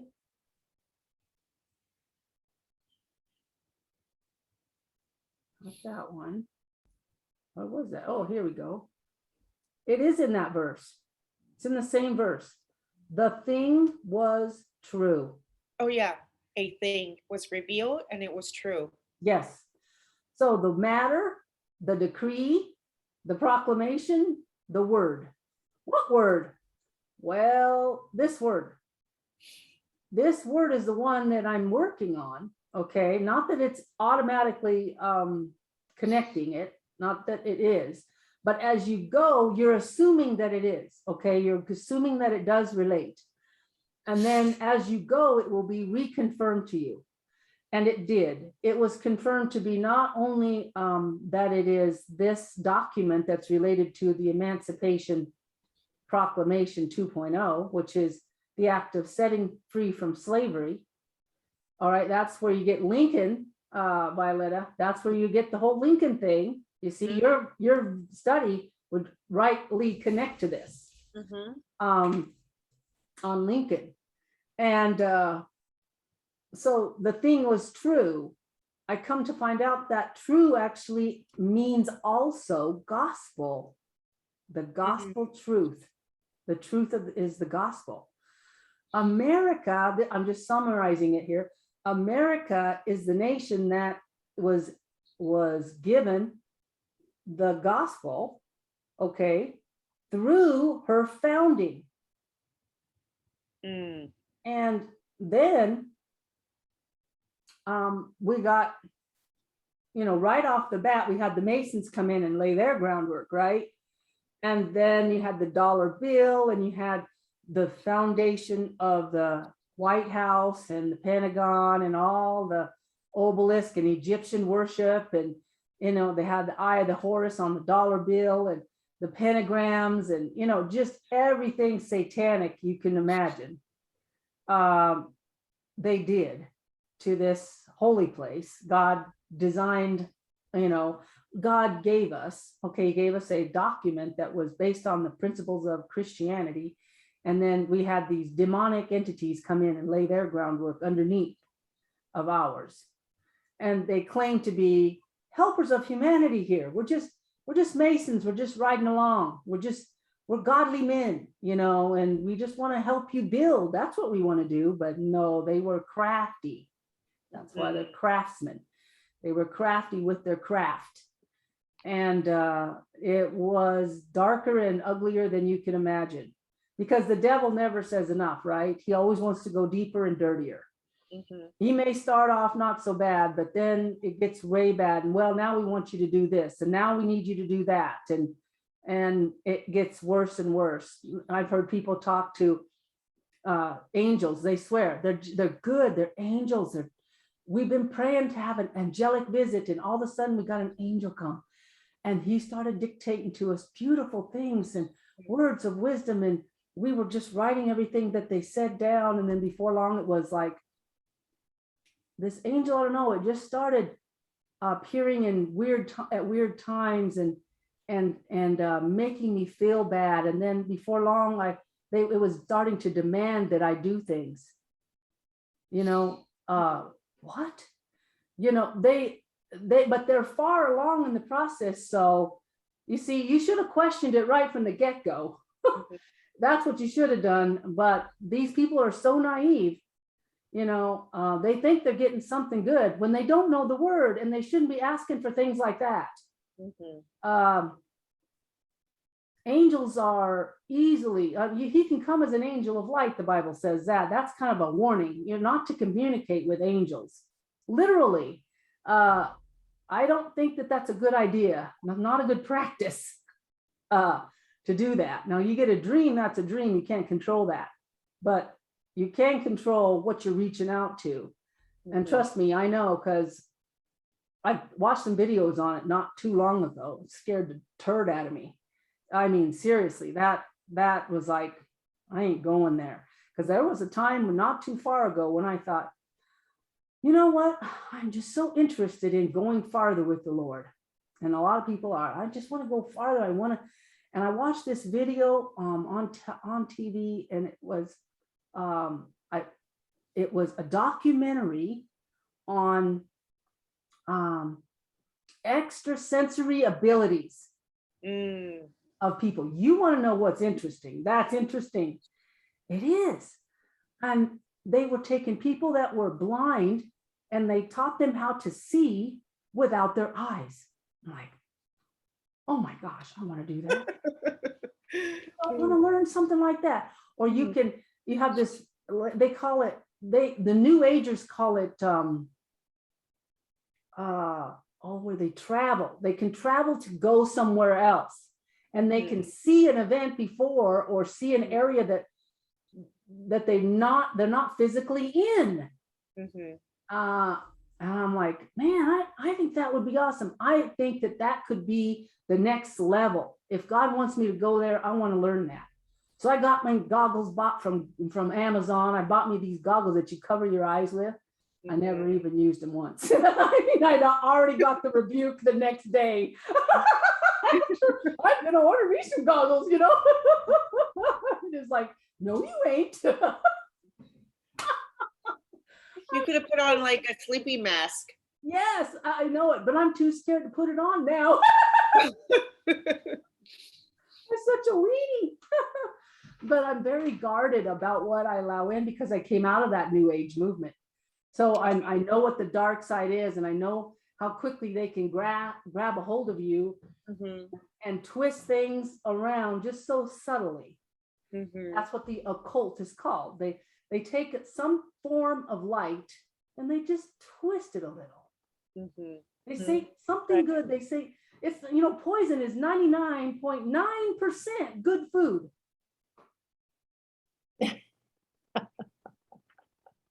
Yep. It's the 0.10 that kills him. So we need to be, wise as serpents and gentle as doves. We need to really be wise. And now more than ever about this stuff. So I don't know why I went all there, but it is a time like we ain't never seen where we're at right now. So yeah. Now, where did I go with this? Right off the bat, I'm thinking 3 months. Oh gosh, there's 3 months here. Okay, 9/28 to 11/28 is 3 months time. So I put that in there. I'm telling people how to think, and this reminds me. So I put that in. 1 - September, October, November, and I put 1, 2, 3. And then I go to Hebrew Cal, and I pull up the calendar and I make sure I got the right year, because you need to recheck and double check. You know what I mean? You need to make sure you get the right date. And it is Hanukkah. Day 1 is the 28th, 29th, 30th, and this will be the 4th day, the middle of Hanukkah, right there on December 1. So now you're making a mental image, 12/1/1/8. You see, you make a mental image of it in your mind. So when you do come across that number, you're going to go, Hanukkah, that's a date. That's Hanukkah. You put it in your mind. You say it out loud, 12/1/1/8 or 1/2/1/1/8, whatever you need to say, however you need to see it, say it more than one way, like the 12/1/1/8 or 1/2/1/1/8, or yeah, just say it that way and then put it in your mind. You put it in your mind's eye with that. So when you come across it, you'll remember it. Somehow you'll remember it. You may have to go look it up. It's like, how do I know that number? And if you're thinking about it, you can go like this, 1/2/1/1/8, and then you go 1/3/1/1/8. I'm thinking out loud here. 1/4/1/1/8. So you're just kind of wondering here. That's not holiday though. That's not a month, right? Don't go that date. So you just take those out. It doesn't go that far. But you just put that number in, and that way, when you if you put it in your notes like this, ladies, that when you go and you're thinking, gosh, I know I've seen that number before. I don't know how I know it, but I know it. Well, put it in your notes, and you can do this. You can put your asterisk by it, like that. And so when you put it in your notes up here, you can go, I know the number. It's like, I know I put an asterisk by it. So search that. Okay. So you put it in and push search, and it'll find every reference to that in your notes that you have that. The first one obviously is this one. Okay. And I have it in several places. See, I got this one, Kofifi. Look at there, 1/2/1/1/8. Look at how I interpreted it. 8/11/21. Wow. You guys see that? Now, Yeah. that's astounding. Now, no wonder that was ringing a bell to me. Wow. Okay. So sometimes you just need to write things out. You may not get it. Oh, wow. See it. Yeah. So this is actually the number. Holy smokes. That's new to me.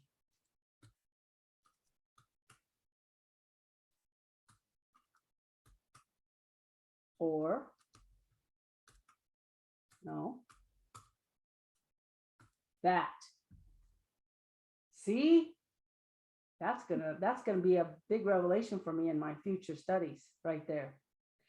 See, Hanukkah is now taking on a mirror image Mm.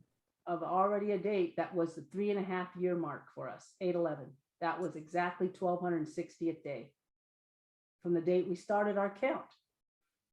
So this is the 1260th day. And you put that in here. And this is Hanukkah, day 1. So you put that in your notes. You make notes to yourself. So other ones come up, and I'm sure they're all talking about the same thing. See, 8/11/21 plus 432 days is 10/17/22. Bingo! We're back on the trail that we've been on forever. It's the same thing, only now it's in a mirror. We're seeing the number in a mirror with Hanukkah. That's incredible. Okay, so 3 months is what I'm seeing here, right? 3 months. From 8/28. Remember we had 2/28. Whoops, that's Purim. 2/28/18 is Purim. Okay, and then we went 3.5 years. Shell equals 8/28 to 1. All right, now we go 8/28 to 1 plus 3 months.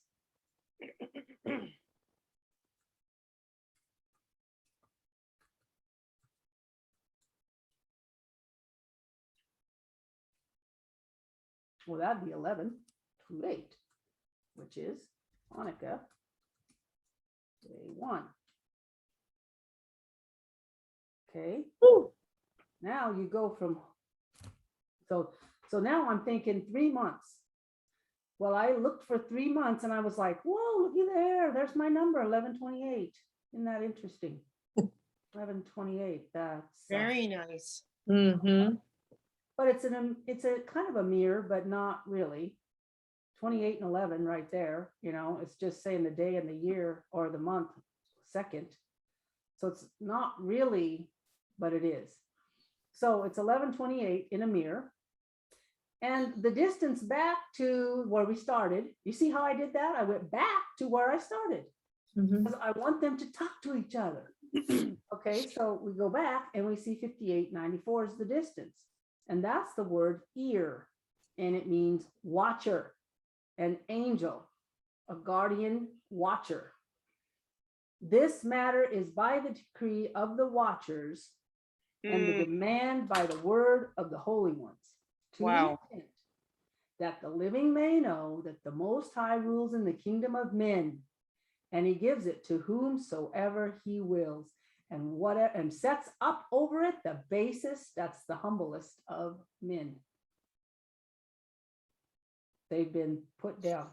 Men that have been put down is Trump. Trump got humbled. Mm-hmm. He should be in office, but he ain't. He's just a regular citizen like you and me. And this verse from Malachi has got your biblical timing marker on it, 1290 days. Okay, so we know that the executive order that was signed March 1, 2018, you can highlight that, allows military tribunals, okay, by the Pentagon, military tribunals, for those who have colluded with other nations to usurp our election system, and everybody who was in collusion with each other to overturn our elections. Okay, well, here's a news blast. I'm sure you've seen this. This was Catherine Herridge. She is used to work for Fox, and now she works for CBSN. And she's got this this article, or I should say video, about Gitmo and how they are expanding their let me show it to you.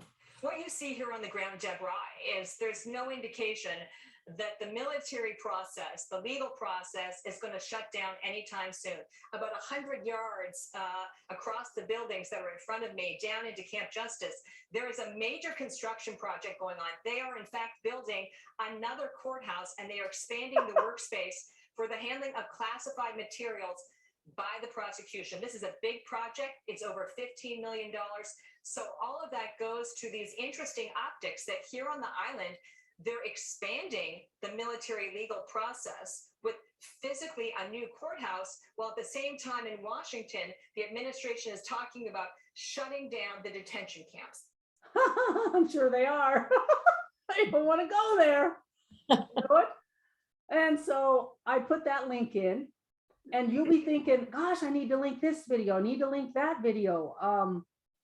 You need to highlight these dates and pull up these executive orders. And you see, all this is going to play into what you're going to be learning about. And you want to have a document. You want to have something that documents everything.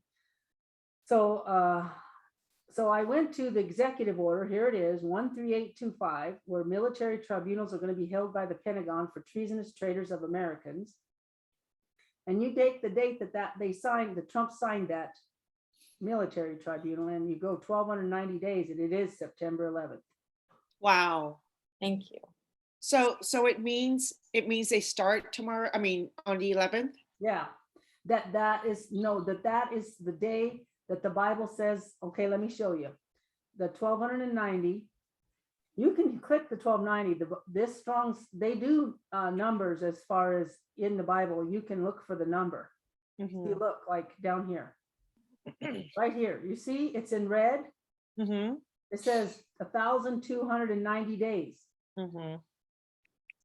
And what does it say? From the time that the daily sacrifice, that's the office of president, that's the office, shall be a daily sacrifice. That's something you do daily for someone else's service. Mm-hmm. That's the office of president. From the time that it's taken away and the abomination that maketh desolate set up, and I think this actually happened in Obama's day, there shall be 1,290 days. But this time frame, Trump was in office. You see what I mean? It's a mystery. It's a real mystery. But you know what? The only thing I can say about that is Trump interrupted the program. God interrupted the program, because Hillary would have been in there if it wasn't for Trump and God. It would have been the abomination of desolation standing in the holy place. You see what I'm saying? Mm-hmm. But because Trump got in, and you have the gift of discernment, you know what good and evil is. You know that he ain't the abomination of desolation. He's fighting that. Mm-hmm. So because you're a living witness of the events. You're not reading about it. You're watching it happen. Mm-hmm. Okay. So this is how I interpret that he should not be in there during this time, but because God, you see, but because God is so merciful, and because God heard our prayers, and because God elected Trump instead of Hillary, the time's still going on though. It's still going on. It's still on the same, but Trump made sure and made that a very memorial day, didn't he? He made sure and marked that day with something very massive going to happen to you. Something very bad's going to happen to these people 1,290 days from the time, okay, that they maybe were going to plan on something bad, like enacting something horrible, Mm-hmm. more so than what we went through now with the pandemic, because of everything. But that's how I rationalize that, because you're living in the day. You don't have to guess, you know. Okay, we know Trump ain't the Antichrist. That's for dang sure. He's on God's side, absolutely 100,000%. So this here is the time though when Trump was in office, but he shouldn't have been. Mm. right? He shouldn't have been. And they know it Mhm. because they controlled the voting systems. But Yeah. God got in there, and Trump had it all rigged out for him to win, because the people he had way more people than they could ever have. Okay. And so that threw everything in a tizzy, and then there he won. They weren't prepared. Well, they were the next time, though. They were prepared, but Trump knew that, and he set them all up. He set them all up. He knew that they would have to cheat like ain't nobody's business to be able to win this time. And that's perfect. He's smarter than them. He set them all up, and then he stepped down so that they could collude some more, and more would get in the net, come on in, the water's nice, and he keeps feeding them the line. It's like, yeah, you're president, look at you go, and meanwhile they're just, yay, let's enact this law, and let's take that away from them, and this one and that one, and he's like, you go, boys, you go, and so they are just going, just going nuts. And this whole time that we're patient and we just wait, God says that those that are patient, they possess their souls. You will possess your souls in your patience. And that's what we're doing. We are possessing our own souls, aren't we not? Because literally, your soul is your emotions. And when you aren't seeing justice and you see all this wickedness, you realize you are possessing your souls when you're in peace. Exactly. You've possessed your own souls. So, like somebody else said, well, you got to take the vaccine, because if you don't take the vaccine, then you can't go to the movies. Well, I didn't care about the movies anyway. Well, you can't go out to eat. Well, man, I didn't really care about going out to eat. If I got to have a vaccine, I can eat at home. Well, you can't go to the football game. Well, I didn't care about the football games anyway. And so everything they're handing you, it's like, the world doesn't have any hooks on you. And so it doesn't have that pull like it does on the world. That's another sign, you're on the right side. Because you possessed your soul. Your own soul is in your own possession. They can't pull the strings on you. Do you realize the confirmation that you're giving us? It's a really nice It's really nice to hear this. Yes. Well, good. It is for me too. It's a spirit speaking right now. Yeah. Because I'm being edified by it myself in listening to me. See, I told Larry just today that when I speak, I don't predetermine what I'm going to say. I've never been that way. And with my studies, it's even more. I wonder if you ladies will be the same way once you get this. And when you're going through your studies, all of a sudden, the spirit just takes over and starts teaching you. And you're like,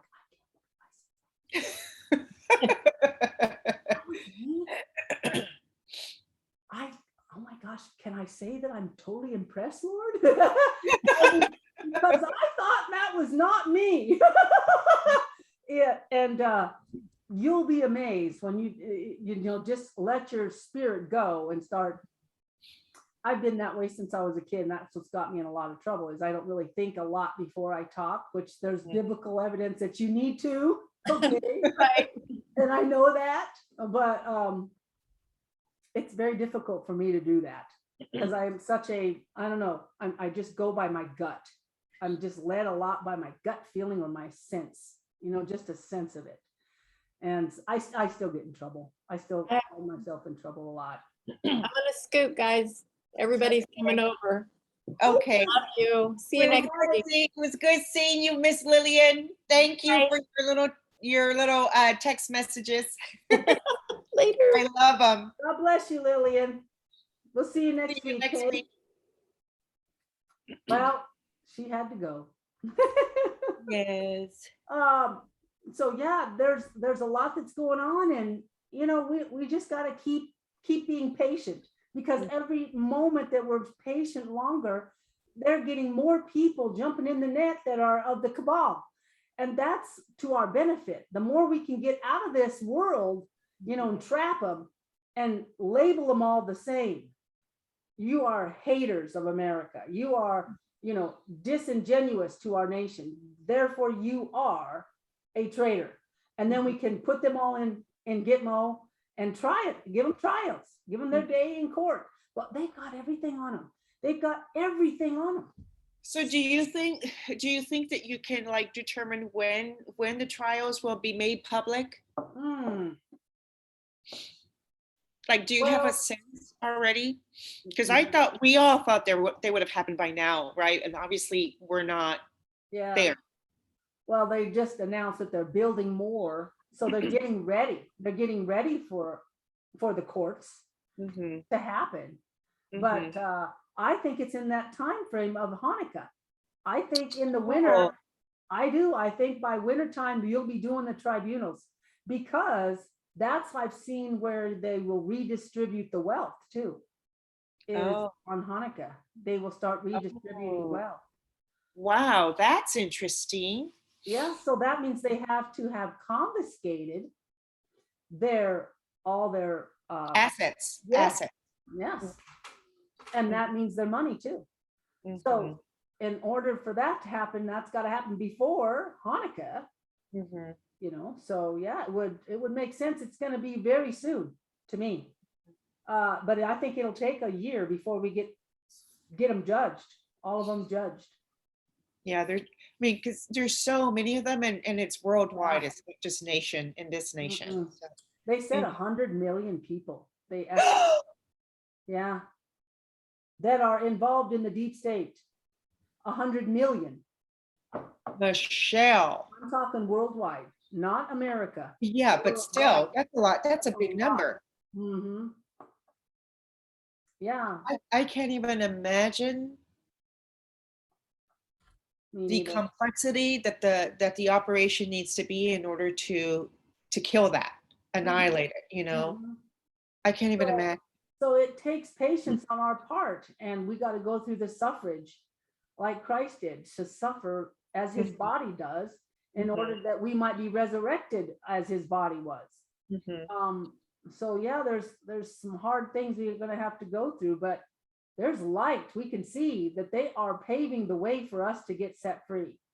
And those little bits of light like that encourages so much, to see that, like this document does. That document's only the beginning of more to come. There's more coming. This is just a starting point. Pompeo, Mike Pompeo, he's a very man.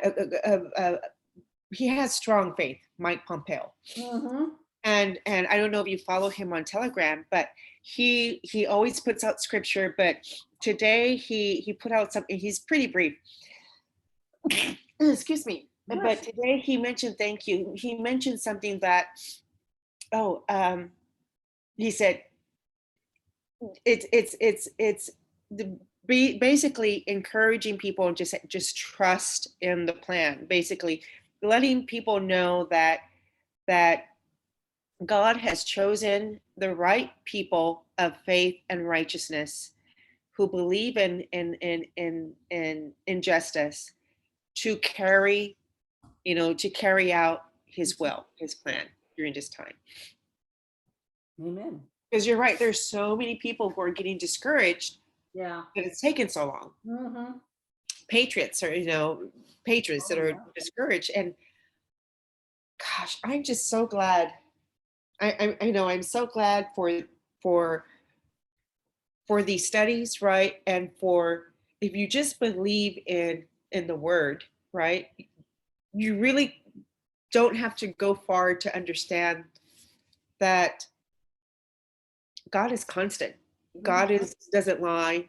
He's not gonna like hoodwink us. And we see that happening all the time, left and right, from the enemy. So at this point, to me, it seems like it's easier to follow God and his word than to follow the enemy. It should be clear. Absolutely. And even this study actually showed that it's like, I'm delivering you, and right now I want you to he wants us to wave our flags. The flag, I want to show you this verse. You won't even believe this verse that I found in Esther.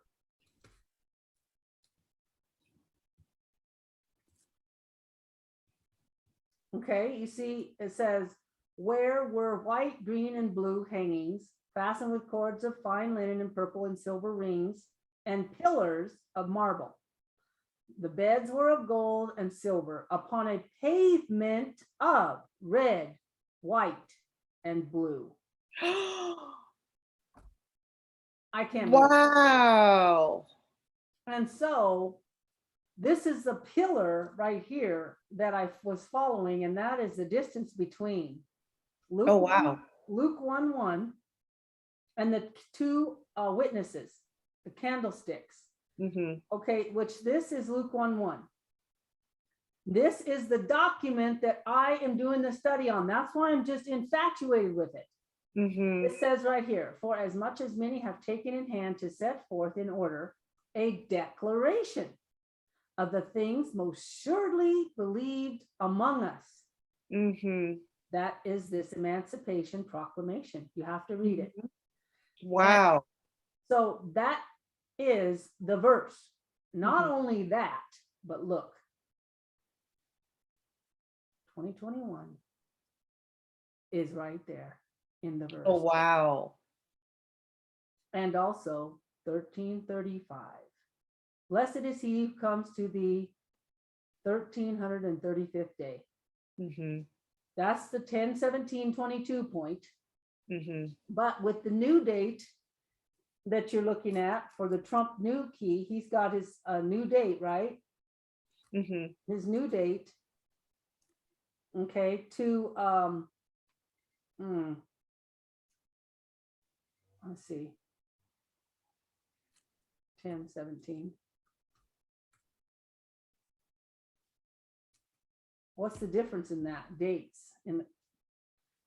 Okay, 28073. That'll give you a verse number anyway. Huh, I don't know if I've seen this one. Oh my, whoa, whoa, hold on a second.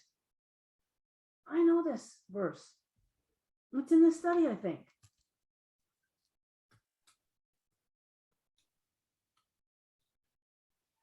Oh no, it's going to give me every one, huh? Okay, newness. Search. Search. Let's see, F. Newness. Yeah, look at that. It's in this study. See, that's a new find for me. Oh, wow. So that now is the date with the new Trump key. So we can add that in, copy, paste. You go, now it might move me because it's been doing that lately since I downloaded the new operating system. It just, see, it moves all the way up. So now you got to find newness again. And then you gotta wait for it. It's just a pain in my butt, but it's what it is. So now I know that. Now I'm going to highlight it and I'm going to push Command T for font. Okay. Change the font to the one I'm using, which is Futura, and 18. I like 18, the size. Okay, now we go back and I want to show you how I got there. So I got to go back and I'm going to copy paste this, highlight, Command copy, go to my notes. Now it's going to move me. It always does. I don't know how I can change that, but it's a pain now. So now we're going to add that bit of information. See, this is the real, whoops, birthday key. That's Trump's real birthday key. That's his real birthday. So that's the difference there. Okay. So that is interesting. That is very interesting. I don't think I saw that before, but I recognize that verse in this study. So the difference between the two keys, Trump's old birthday was this, right? This is the day he was adopted. Mhm. Okay, wait, I gotta start with the younger one first. 12/7. You have to start He with was the younger. adopted. This He is was He was Yeah. adopted. by the Wow. Trump family. Yeah, you need to go back and watch some videos that we've I been. didn't know that. That's in some videos just recently. What about the brother? Not that he's not Trump's real brother. Wow. Yeah. So that's why the patent He looks came just like up. Patton. Yeah, he looks just like Patton.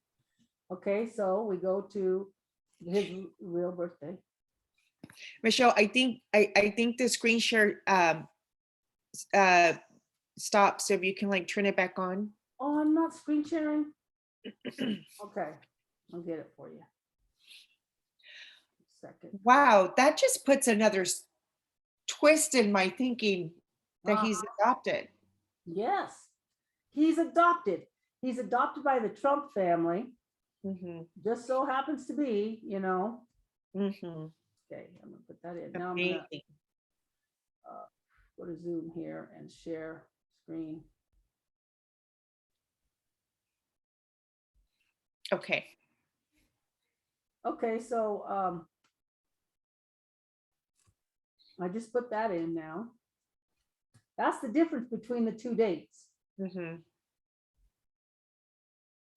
189 days. Okay, the difference. Trump, he's difference.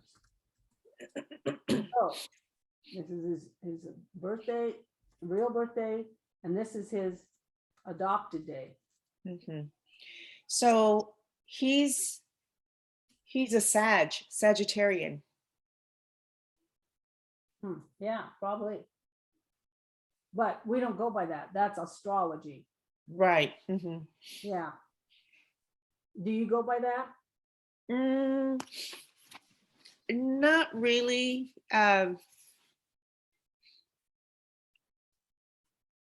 Yeah, no, not I don't follow astrology. But I know when the how the I know when birthdays fall, I know like supposedly personality types. Ah, okay. Well, that's called astrology, and that is New Age. That is a cult. That's a cult. And I know because I used to do it. So that's why I'm very astute to that. Mm-hmm. Try to steer completely away from it because that's a doorway for the enemy to come in. For And sure. so steer completely away from that. Don't even mention it. Put it Oh, out of your mind. Don't associate people with their stars because oh, that's not even true. That's a lie. That's the occult. So they take mhm. a little truth and then they twist it, and then they can get you in other ways too. So if I was you, I'd renounce it and completely turn away from it. Yes, let's renounce it. Okay. Oh, you want to do it now? Yes, let's renounce it. Oh, okay. Well, I'll pray with you then. Father, I just want to let you know that in the past, I used to, um, I didn't dabble, but I used to read about astrology and to become familiar with it. And so I have some reference to it, but I don't practice it and I don't keep up with it. And I just now mentioned it in terms to, in reference to Trump's, I think it was his first birthday. And I just, there's no real truth to it. So I just don't want to even make that connection or association going forward. And I just want to be relieved um, from that kind of energy. It's not from you. Um, it's not a good type of energy. So um, please just eliminate it from my thinking, from my stream of thought. So it's not needed, and it's not good. So I pray this in Jesus' name, that my mind be cleansed, and so that we can look at this Trump key and the birthdays in clarity and with goodness and with your will in mind. In Jesus' name I pray. Amen. All right. Well, so we're looking at these two comparisons of the days that he was born, and I see 189. Now, what I'm going to do with that is I'm going to take 189 off of this. 189, it'll shorten this day. It will take it off. Mhm. Okay, so I'm interested in that. So I'm going to go 10, 17, 22, and I'm going to subtract 189 days. Oh, just like that. Wow. Mhm. All right, we're at April 11th. I'm going to copy that, paste it. I don't know what day it is, but I do know. Okay, but assuming I wouldn't know. You still have that. That's true. So we have to put that in. All right. Now, copy, paste, and copy V. Okay. So that's your new day. Now I need to go to, oh no, I didn't want to do that. I just want to go down and go here. I need to make another page. So I push the plus sign. Now I'm going to go to Hebrew Cal. I'm going to look up April. In April 2022. 2022, make sure it's the year. So here's the 11th. Oh, it ain't anything. Yes, it is. Where is it? Well, this is Passover Eve. Mm. So it's how many days before Passover Eve? 1, 2, 3, 4. Do you know what date it is? If this is the 14th, then this is the 13th, Mm-hmm. 12th, 11th, 10th. This is Nissan 10. Do you know what happened on Nissan 10? Was Nissan 10. Mm-hmm. Do you know what happened then? Okay. That was the day they took the lamb and into their homes. Oh, for the Passover, to prepare a. Yep. And no, I didn't want that. So this is Nissan 10. When they brought the lamb into the house Mhm. with them, and that lamb slept with them, and they become intimate with that lamb. Mhm. And then on the fourth day, the daddy took it to sacrifice for their family's sin. Mhm. Isn't that something? Mhm. They had to be very closely connected. It needed to pay, it needed to cost them something. Mhm. It, They had that, and the love. They had to show love on the lamb. yeah. The lamb slept with them. They played with the lamb. Oh my gosh, I can't even imagine it, because I love animals to death. Yeah. Just love them. It's And like a pet. yes, it is. Oh, I just, even to think about doing that in the Old Testament, I just, talk about make me cry. That makes me cry. Mhm. The innocent animals that don't know anything, and they look to us, they just love you. They just love, they just want to be loved, and they just want to love. And then you have to kill it. Mhm. Oh my I God. can't imagine. I can't Yeah. either. But that's the way God ordained it, because he wanted you to become very familiar with your sin, and it needed to cost, it needed to have a payment on it. You know what I mean? It needed to hurt, and I mean hurt. It's what good is it to give a spanking to the kid if it doesn't even hurt them? Mm-hmm. Ain't gonna matter. They ain't gonna learn a thing. They're just gonna keep doing it tomorrow. Or you keep telling them, I'm gonna spank you, and then you never do, you know. That's another one the parents are really good at. You do that one more time. And just threatening, you know, that's the way our justice system works right now, pretty much. But yeah, so it was a very intimate experience, very intimate, very hurtful to do that. Oh, and God wanted it to hurt until the Day of Atonement came, and when he could take the penalty on himself, on his body, on his human flesh that was God, and pay for everybody who would call upon him, you know. And so I was just gonna say that I think that's like an example of like the best way to bring us to repentance. yes, absolutely, that is the best way.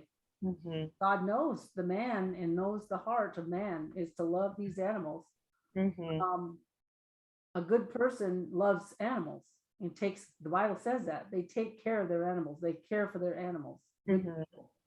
So yeah. I hear my husband's home now. We might want to cut it for tonight, Okay. but it's almost 8 o'clock now. He gets home at 8. So Oh, okay. So where's a good stopping point, Michelle? well, probably here, because I really haven't gotten too far into it. But I wanted to let you know that there is a verse that talks about, you see that red, white, and blue. Oh, yes. I wanted to show you that, how I got to that verse. We just talked about this one, the Luke reference. Has 2021 right here. Okay. And then this one, this declaration is 1335, which is another biblical day. Blessed is he who comes to the 1335th day, which is 10/17/22. So 7th day or 8th day of tabernacles. But the gematria of this verse, I followed that to the gematria of this one. And the distance between them, and see it, he says, you're a guide to the blind and a light to them that are in darkness. Well, that's interesting, because that's what you are, is a light. Okay, well, the candlestick is light. Well, that's the distance between them is candlestick. Oh, wow. So that's a huge marker, and you know you're going to choose Oh, the my goodness. two witnesses Wow. candlestick right there, Mhm. because the two witnesses are supposed to be here. Well, maybe one of these documents is a witness, Mhm. okay, that's being erected right now, put out. And you know what's interesting? When you just mentioned candlesticks and then documents. Back in the old day, they didn't have electricity, so they would use literally a candlestick to read documents Yeah, and in that's the dark. yeah, So, candlesticks and candlesticks and documents. yes, they go together, you Yeah, know? they do. Okay, so the distance now between this verse and Luke 1, you see how I reconnected it back. 5982, which is a mood, meaning a pillar, also a platform. Standing. Wow. You mean like this standing? Platform as in foundation? As standing, candlestick standing. Oh, yes. Like a candle stand, a candle. Yeah, candlestick, right. And you put the candles in the candlestick. And notice there's two of them. Whoops. There's two candlesticks. Okay. So these are two witnesses. Two candlesticks are two witnesses. And two olive trees that bring forth the oil. Now, the olive trees represent Israel. Okay, there's two. There are two olive trees, so they're a type of two olive trees and a type of two candlesticks. So they're related to Israel. Well, our foundation was related to Israel. You know, we are Israelites. at heart because we are adhering to the whole Bible, not just the Yes. New Testament, but the Old and the New. Okay, that's our heritage, but we don't adhere to their laws. We adhere to the New Testament. Mhm. And so we got this distance is just killer. So it's a double connection to this verse. It's Mhm. like dually connecting back to these witnesses. Okay, Mhm. just outstanding. So that's telling me now that this is what I'm thinking it is, that this document is the one I'm researching. And it has everything to do with two witnesses. Mhm. Okay, so then I go to the pillar in Esther, the only pillar in Esther. And I'm drawn to Esther because Esther is the one who has to hide her identity. And Mhm. remember at the end, she gives writes a second letter, a second document Mhm. Yes. that allows the Jews to defend their rights. See? So this is But- the first of many, they said. This is the first step in many documents to come. Mhm. Well, amazingly, this has on the pavement, which is a platform, right? Mhm. Is the red, white, and blue, but it's not in the order. See, they hide it from you. So you might not catch it, Okay. but you do. Mhm. You see it there. And the word red is 923 too, by the way, which 923, September 23rd. That's the day that the Revelation 12 sign happened. That is the, Oh, that's right. I forgot about that. Yeah. that's also the day of atonement in 2015 was 923, and that's the marked day. Let me show you how that's marked. Mhm. You won't believe it. Okay, the Day of Atonement is when you look it up on the calendar, you go to 2015, so you go back. Okay, that's 19, 18, 17, 16, and we're going to go to 15 in September. Okay, so see, it's the 23rd is Yom Kippur. That's the Day of Atonement. That's the day that one time a year where the high priest enters into the holy place, the holiest of places, the most holy place once a year, and offers a sacrifice on your behalf for the whole year Mm. to cover you one whole year. That should matter because in this study it does. That's why I'm saying it's going to be a year. Mhm. That this document just got signed and God's saying he's projecting 1 year time now for all a 1 year cycle for all this stuff to happen in 1 year's time. We got to have patience for one more year. Well, we know we got to go one more year because the end point is October 17, 2022. That's our resurrection point. So, Mhm. okay, so let's take a look at this September 2015. All right, it was that day, the 23rd of September, which is 923. Okay, so now we go to the Strongs, and you put in that date as a whole number, just a whole number, no dashes or nothing, just like this. Okay, Mhm. this is old. This is very old information. Goes through the Bible 2 times with 30111 left over. Okay, so I'm going to click that. Mhm. And that is this verse, 30111. And over it, the cherubims of glory shadowing the mercy seat. That's the Day of Atonement, of which we cannot now speak particularly. Oh, it even says that, of which we cannot now speak particularly. Yes. Wow. It's the cherubim that shadow the mercy seat that is on the Day of Atonement. You only see that in the holiest place. It's only in the holiest place. Mhm. And the high priest can enter that just one time a year Right. without blood. He has to enter with blood. And then he makes an atonement for the whole nation on that one day, Wow. for everybody for the whole year. So, but they still have to participate in the festivals, you know. Mhm.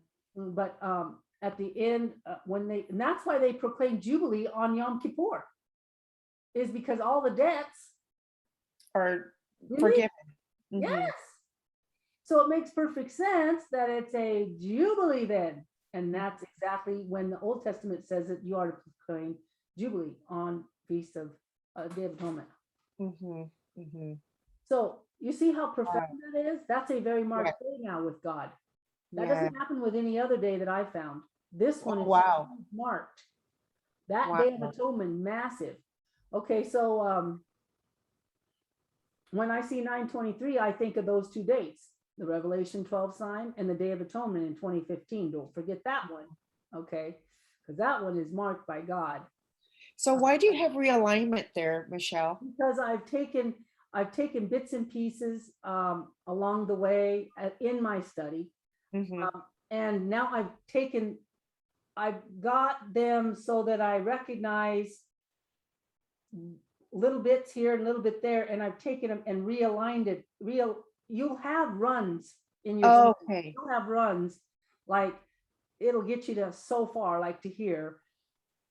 And you just, and then you branch off and go another way, and then you branch off and go another way and another way. Oh, Then okay. sometimes you have to come back, realign, and take that then and that, connect that there and this there. And you see how Okay. you're just realigning things. Yeah. Yeah. It makes sense. Mhm. And that's what this is, kind of condensing Mhm. the main like power punches, Mhm. verses in Mhm. line with each other. And that's why I highlighted them dark, is because these are powerful, as you can see, candlestick, Mhm. and then the pillars, which is standing right here. And the Mhm. pillars are the red, white, and blue. Unbelievable. That is amazing. And Wow. then it goes farther into start talking about the banners, which is flags. The flags are red, white, and blue that are going worldwide. That's our symbol Oh, of freedom. yes. It's a And banner of love. and I read again, on your little announcements, the telegrams that I get, is that everyone is depending, like the rest of the nations are depending on the USA. If the USA falls, then The the whole whole world falls. So Uh-huh. see, that is the symbol all around the world for freedom, is the banner of America, the United States flag. Mhm. And X22 just put out yesterday or day before it's time to put your flags out. Everybody needs to start waving their flags. And I can tell you, because I did a study about 5 weeks ago on this, 6 weeks ago, on the banners and the flags and the standards Mhm. and how it's connected to the love. Well, this one does too. Mhm. So the Lord is telling us that the red, white, and blue, our nation was founded on godly principles, on biblical principles, right? And therefore, it is the gospel. The gospel is the truth. Okay, that's what the Bible calls the truth. See, gospel, truth itself. I ain't making it up. It's right here in the word. This is the word believe. Okay, believe. You click it, and I'm sure it's in Luke. No, I don't think it's the same word as this one. But it is faith, you see. It's faith. It's always interpreted usually as faith, but it's gospel truth itself. So our truth, whoops. I want to find truth again. Okay, here it is. Thou have given us a banner to them that fear you, that it may be displayed because of the truth. So the truth is the gospel that's displayed in our flag. Red, white, and blue. And red is a symbol of the rose, and so red and white are symbols of the rose. These are the colors of the rose. Rose of Sharon. You are under the shadow of my love, in the rose of Sharon. You are under the shadow of my love. That word rose is actually two words. It's the word shadow and love. Oh. And the guy interpreted it in his video. this is, you got to go watch the latest one that I recorded with the girls, the other group. Mhm. Dondi and everybody, and I call it Mary's because that was Sonia's friend. Mary had a dream, and it was about the Rose of Sharon, Oh, and it was in my study. She didn't know it, but it was in my study, and I didn't Oh, wow. tell anybody about it. And I told her that, and she's like, "Oh my God, you know, you've got to do a study on this." So I promised her I would, so I had to do it. And then I Oh. was shocked at what I found. And now look at how it's bled into this one. You see, Uh-huh. how it bleeds, the studies bleed over into each other. Where is that study, Michelle? The Rose of Sharon. It's on YouTube now. It's under Strong Meat. It's on Rumble too. Oh, And it's okay. called Mary's Rose of Sharon Dream. Okay. Larry uploaded that a couple of days ago. Okay. So you'll like it. It's only like two hours total for the whole thing, but Mhm. it's pretty much all me. It's all the one study, just me. Okay. But that one, Wow. good. It was real good. But you Mhm. can see he says that the Rose of Sharon is red. There's red and there's white. And he said, he goes, he says, in my study, okay, go to the Rose of Sharon. Here it is. In my study, the first thing I start with is, well, I start with this. I didn't have this one in here until I watched his video. But Mhm. right here, you see the Rose of Sharon is where I started. Okay. But I watched his video and had to add this part in. Okay. That's the word love. He says the word love, habab. See, because rose here is also habab. It's got habab in it. Mhm. Two words. See, it's habab.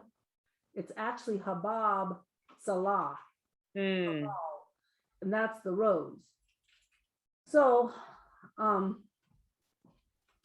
this is habab, he says. That's why it's good to go to look at some Hebrew scholars once in a while. Mhm. So I didn't know much about Rose of Sharon, so I went and looked it up, and I found somebody who I recognized, a Hebrew scholar that teaches out of his home. And Mhm. so I listened, and it starts out on the Feast of Trumpets. It was a big trumpet blast. It was called, I looked over at the name of the site, it's called Last Trumpet Blast. Wow. I'm like, no way, this is Feast of Trumpets. Whoa. And then I remembered, oh yeah, that was the name of his site. I remember this trumpet blast. And so he's talking about this, how it's actually two words. It's a very unique spelling. It's a very unique word. Oh, interesting. Two words, habab and salal. And he says that habab is this word. See, habab. And it means to love, cherish, hide as in the bosom. Mhm. Okay. And then he shows you another one that's salal, which I don't know if I put that in here, but that one means shadow, to overshadow. Okay. Mhm. So he interprets it, shadowed by the love of God, by embracing you into his household. You are overshadowed by the love of God and embracing you into his household, because the bait is house. And there's two of them. Okay. So the bait, two B's, is house, household. House in your household, and this is a fence. Het is a fence.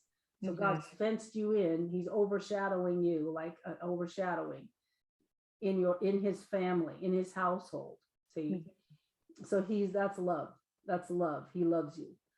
And see, I am the Rose of Sharon, the lily, which is a trumpet-shaped flower. Mhm. Trumpet of the valleys, which is a depressed place, a low place, a sad place, trial. Okay. And I took that 2261 and just by numbers followed the gematria here. Okay. But you watch the video and it says there came forth a rod out of the stem of Jesse, and a branch shall grow out of his roots. And in the video, here's the video here. Mhm. He talks about the Rose of Sharon, and he gets into the whole the root of David or Mhm. Jesse, the root of Jesse, and I think it's right about here. Yeah, see, here it is. What he had heard of Jesse until David,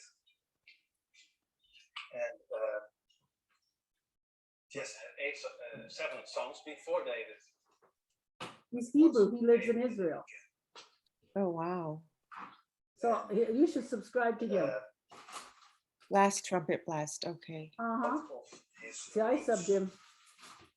So I couldn't believe that he went there, Violeta. I just couldn't believe that he did that because I did that. Out of the stem of Jesse. And he says that the whole rose has a dry stem. The rose itself, in the rose of Oh, wow.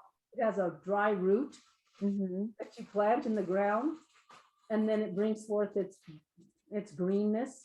Mm-hmm. Well, he related it to this dry branch or root of Jesse, the dry rod, Oh, wow. this dry rod or root of Jesse. And I'm like, no way.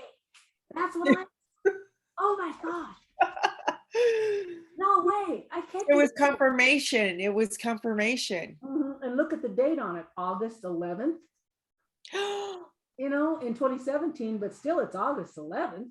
And you have that 17 in there too. Wow. In 2017, right? 22017. So this guy starts out, listen to how it starts out right here. Wow. Listen to this. Oh, wow. With the shofar. Isn't this gorgeous? I can't believe it. So she's like, you've got to study that, Michelle. You just Mhm. have to study it. Okay, I'll study it. You know, and I couldn't believe it. I really couldn't believe all that I came up with that. So each one of you plays such a role in all of our lives. You know, the people's God's placed you in our life for a season for now, you know, because this is what he wants to breathe. He wants to use you to breathe life into something, you know, breathe some revelation to go here, or revelation, or I'll breathe something into you to go here or go there. You see, so it's going to be beautiful. But that's what I was shocked, you see. But what I did was I took the verse number and added 5782, Mhm. 81, because that was where we were at still. And I'm just so used to adding that number. But now we're in 5782, actually, Hebrew year. But I still want to count 2021 because we're not out of 2021 until December 31, you know. Right. So Yeah. if you want to know about 2021, you got to put that date in, not the other one. Okay. Right. Mhm. So I put that date in It's 2020. not simultaneous. Mm-mm. They're not simultaneous right now. Mm-mm. They're three or 4 months overlapping here. Yeah. Mm-hmm. So you add them together and you get this: before she travailed, she brought forth. Before Oh, wow. her pain came, she was delivered of a man child. Well, that goes with the September 23rd thing, you know. Mhm. This was that Rose of Sharon study. So I added before she travailed, and it's 5547, which is Jesus Christ, the son of David. Okay. Wow. And now we get into 4216, which is the word of Maseroth. It's the zodiac. It is what they call the zodiac, but it is not the astrology, but astronomy. Yeah, what's in the sky, the stars. And it's a story, a biblical story of the different aspects of God in his deliverance of mankind and how he will perform certain acts in certain ways. That's what those mean. They have nothing to do with you as far as your birthday. They have everything to do with God and what he's planning. Creation. Yeah, what's he planning on doing? He announced it in the stars. So that's what that means. And this goes to the Revelation 12 sign, right? It was a sign in the heavens, right? Mm-hmm. It was a September 23rd. Well, we look at this verse, this emancipation one, and that's what you're seeing with this blue, you know, this red, white, and blue. You're seeing 923 sitting right there with the red, which is the sign in the heaven. Revelation 12 woman who's about to deliver her child, and the child was caught up to God in his throne. And you know, that's multi-level meaning there, but Christ was caught up. But we know that the children that were aborted were caught up As well. Yeah. And some people believe that we'll be caught up. We are going to be caught up, but we're going to be upgraded.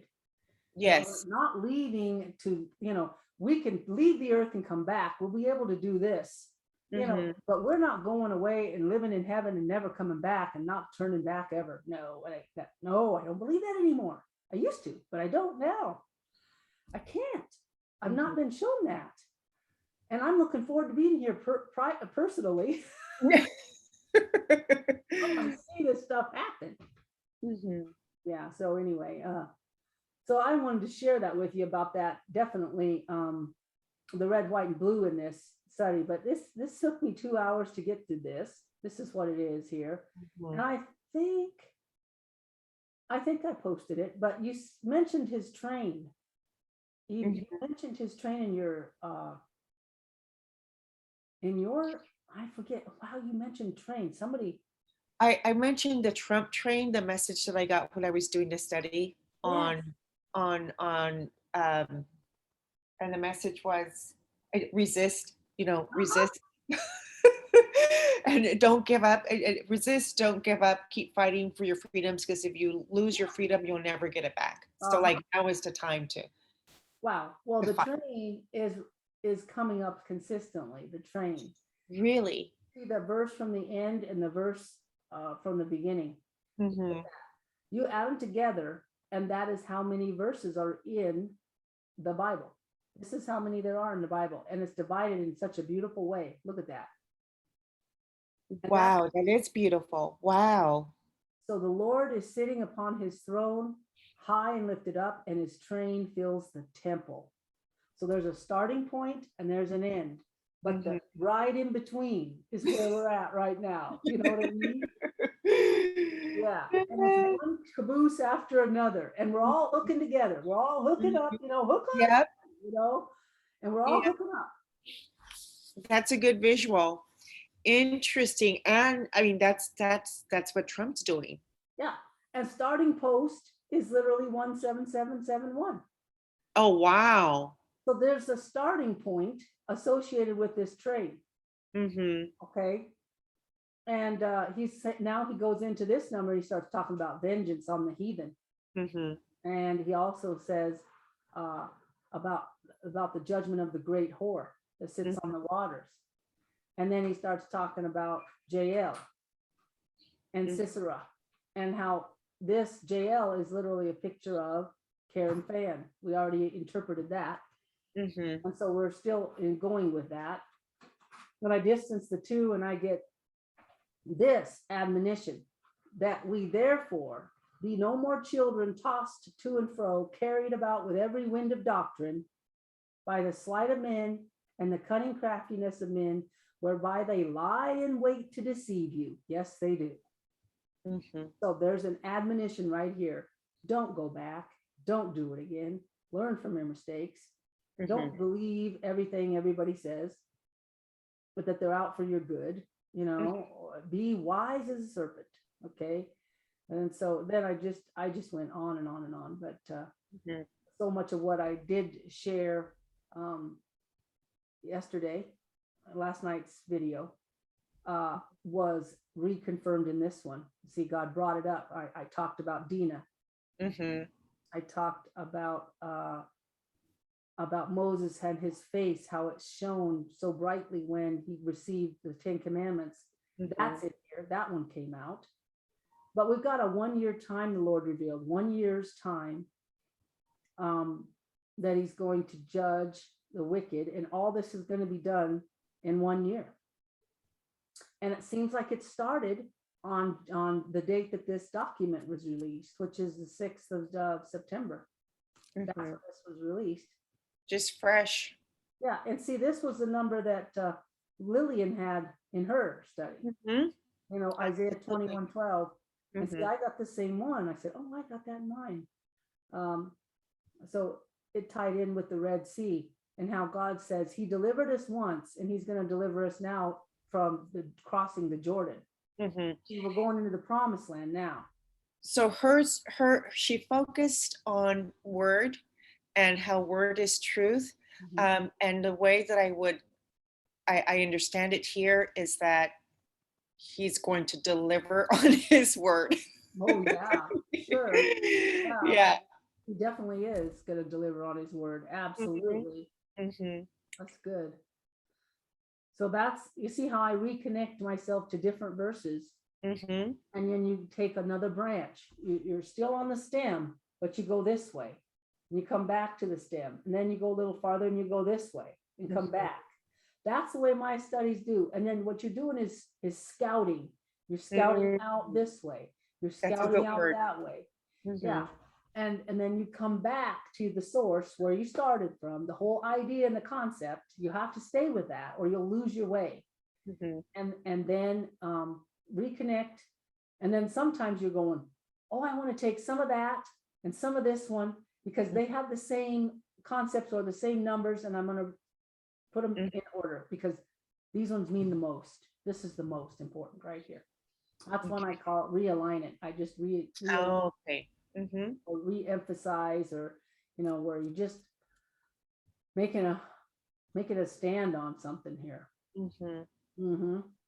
So yeah, I should let me give you this link, both of these links right now in this Zoom meeting. Oh, perfect.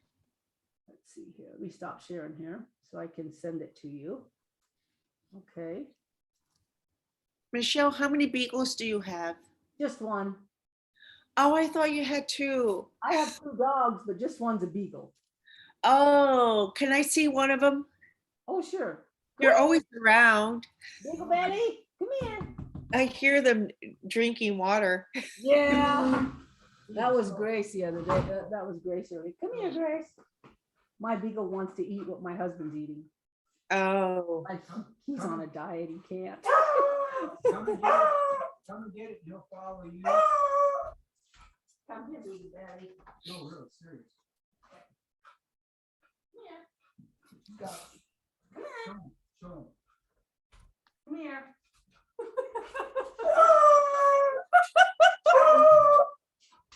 Come here, Bailey. He says he knows mom won't give it to him. Mom got it. Mom won't give it to me. Iggy, come here. I'll show him to you. Can you see him? Oh, yeah. Bailey. But he's not a beagle. He looks like a lab. He looks like a Labrador. No, that was Grace. That was the big one. The beagle is infatuated with Brian's food. Are you giving him in that? Okay. Don't you give him any food. You have He's on a diet. He is so hungry. How cute. He's always hungry. That's a beagle. I had no idea they could get that fat. He walks a lot. We go for walks daily, like 2 miles. Oh, wow. And he's out there running along. He's fit fat. You know what that? He's a fit fat beagle dog. Fit fat. That's Fit fat. Yeah. yeah. I know what that means. Oh, that's hilarious. He's only 3, so he's young. Go see He's mom. got a lot of energy, but he's so chubby that Go see as I mom. just said, no more. We're gonna put him on a strict diet. He's gonna lose weight. It's not right for us to keep him fat. Mhm. He loves to eat though, like Mhm. crazy. I have never seen a dog like that. Mhm. Come and say hi, honey. No. See? Come here, Biggie. He won't come to me. He knows I ain't gonna give it to him. I already did show it to him. He knows I can't tease him like that. So sad. Oh, he's an odor. Hi. Hi. Mr. Michelle. Oh, look at the beagle. Yes. How cute. Michelle, they have sweet little faces. I know. And Grace is precious. She's so sweet. She's Yes. a dog. Hey, hi, Grace. Oh, she's sweet. I got food, Bee. Hi. No. Hi. Oh my goodness, he knows he's on camera. Oh my goodness, the beagle, he shook his head. He's a smarty. That dog can count. Can you believe it? We've literally surprised ourselves when he acted like he could communicate with us. He wanted so bad to talk to you and communicate. So one day we started putting up one finger and you go, woo, you know, and we go, yay, like this. And then another time we go this and he, woo, woo, yay. And then another time it's this and he do, woo, woo, woo. I'm like, no way. My goodness. 4 and 5 and he was getting it. I'm like, you gotta be kidding. This dog knows how to count. Wow. Oh my goodness. Biggs, you are funny. Very intelligent. What 3? So my cat's, my oldest cat tells time. What? I don't need an alarm clock because my cat, Knows I time. just tell her she knows time or he knows time. Oh my gosh, that's astounding. Your cat keeps track of time. Mine They- does. My dog does too. I think they just have a keen sense of time Mhm. sometimes, some of them. And I think the sun, they watch the sun. No way that. Yeah, Mhm. yeah. My dogs know when it's time to eat and they know when it's time to go for a walk. Mhm, And they keep you on that schedule, whether you like it or not. mhm. I bet. Yeah, that's funny. It's easier for cats. I miss my cat. Oh, Cat, but she lived to be 24, right, honey? 24 years old. Yeah, I can't remember. And we had to put her down because she just couldn't even walk. She couldn't even stand up anymore. She was so amazing. skinny. She had to have water. I had to put water, you know, in her back to hydrate her. And her Oh, kidneys wow. were failing. And so we just tried to keep her alive as long as we could, but I just couldn't stand to see her living like that. She could hardly walk anymore. I mean, she couldn't even stand. She was so weak. And this is it. I'm going to have to take her down. I hate that. Mhm. And who ever thought of a cat living to be 24? Yeah, that's not, that's unheard of. That's unheard of. It is. It's very uncommon. The Mhm. vet even said that. That is unreal. You just don't see that. Well, you Most- were blessed. You were blessed to have her for so long. Yeah. So that's a blessing. Well, my husband didn't think so, but he thought that was a curse. Never again. Never again will we get another. Because he's so scared they'll live to be that long. Mhm, mhm. But he don't like them traipsing in the cat litter, you know, and flicking it off on their feet. Oh, house. yeah. No, he don't like that at all. Mhm. But we put the cat litter out in the garage, but somehow it gets It's so commoditized. It's tracked in. Mhm. maybe. But yeah, she was just a handful when they get old and Mhm. got so many health problems and stuff. But gosh, I miss my cat. Her Mhm. name was Baby. And when we got her, the guy who we got her from, she was a baby and he was babysitting and he was on a farm and he's like, they didn't come back and get their cat. And Michelle, I know you love cats. So he says, if you don't come get her, I'm going to put a hammer to her head. I'm like, what? You mean? I said, I'm coming to get her. So I come and got her and took her home and she was living in the chicken coop. They had her in the chicken coop and she was covered in bird poop, Oh, wow. covered in chicken poop. Wow. And so I swore to God we'd give her a bath and we never did. We just pet it all off. Oh, wow. Uh-huh. We ended up petting it all off and I couldn't believe that. I think she was gonna give her a bath. Well, she's clean now, so I don't know. I guess she won't. But she didn't get a bath. But anyway, yeah, we called her Baby because she was just such a baby, you know, and so that just stuck and she was just Baby. All my grandkids knew her as Baby. And Mhm. they remember Baby how- wipes would have helped too, you Baby know, wipes, yeah. to help clean. Mhm. I should have done that. That would have been Yeah. I did and didn't even realize I did that because we had baby wipes. So how'd you get your cats? Oh, well, one of them was abandoned and one time I was traveling and I came back, I think I was traveling for work and I came back and I saw it when during a walk and I was shocked to see that this cat was hanging out just, you know, near the curb, near the street and was unperturbed. And it turns out the cat was abandoned by their owners. didn't want the Oh, cat, and he's declawed. Our so wonder I, what- I spoke to another neighbor and I said, whose cat does this belong to? And he said, we were feeding it they were feeding it macaroni. So I had saddlebags because it was hungry. And I said, well, if no one claims this cat, I'm going to take it to the shelter. I called the shelter, a no-kill one, but it was in August. And I remember they were like booked. And they said, we're so booked, call us back in a month. Well, a month passed by and I fell in love with my cat. Oh, yeah. So you, So I kept him. yeah, yeah. And he was depressed like initially, but now he doesn't leave my side. Hmm. Oh my But God. he's completely declawed.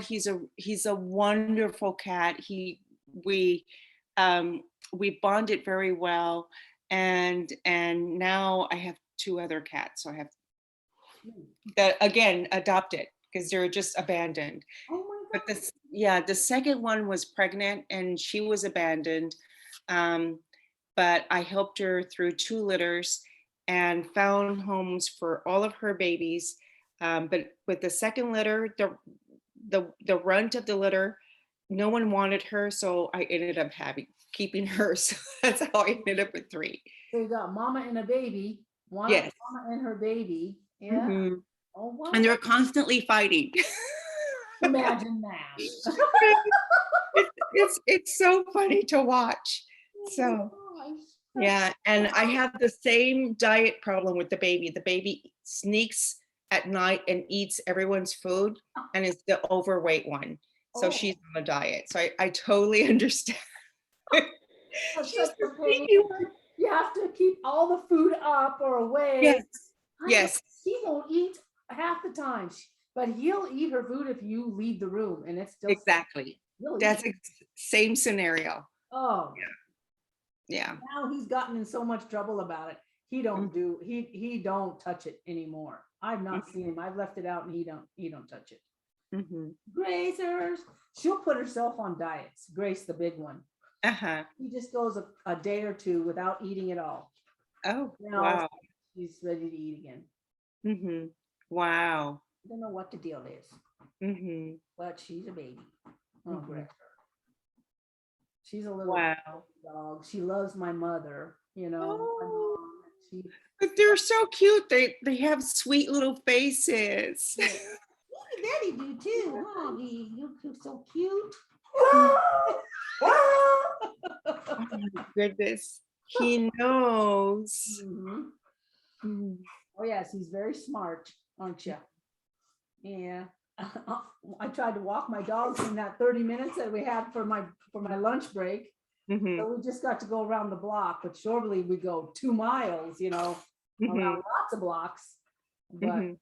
he's looking at that piece of pizza up there. Oh, no, you can't have that. Oh. You better come get it, honey. No, I don't want it. You can't have that, sweetie. No, I'm sorry. I'm sorry, baby. I'm gonna put it away. He's so starved. Mhm. Well, I guess what we'll do for next week, we should do assignment. Don't you think we should have an assignment? Yeah. Or if you're working on something, if you need help, like if you in your studies and you come across a concept that you'd like to explore, but you don't want to go in that direction, but you're curious about it, by all means, Yeah, let us know. yeah. I'm thinking maybe let's see.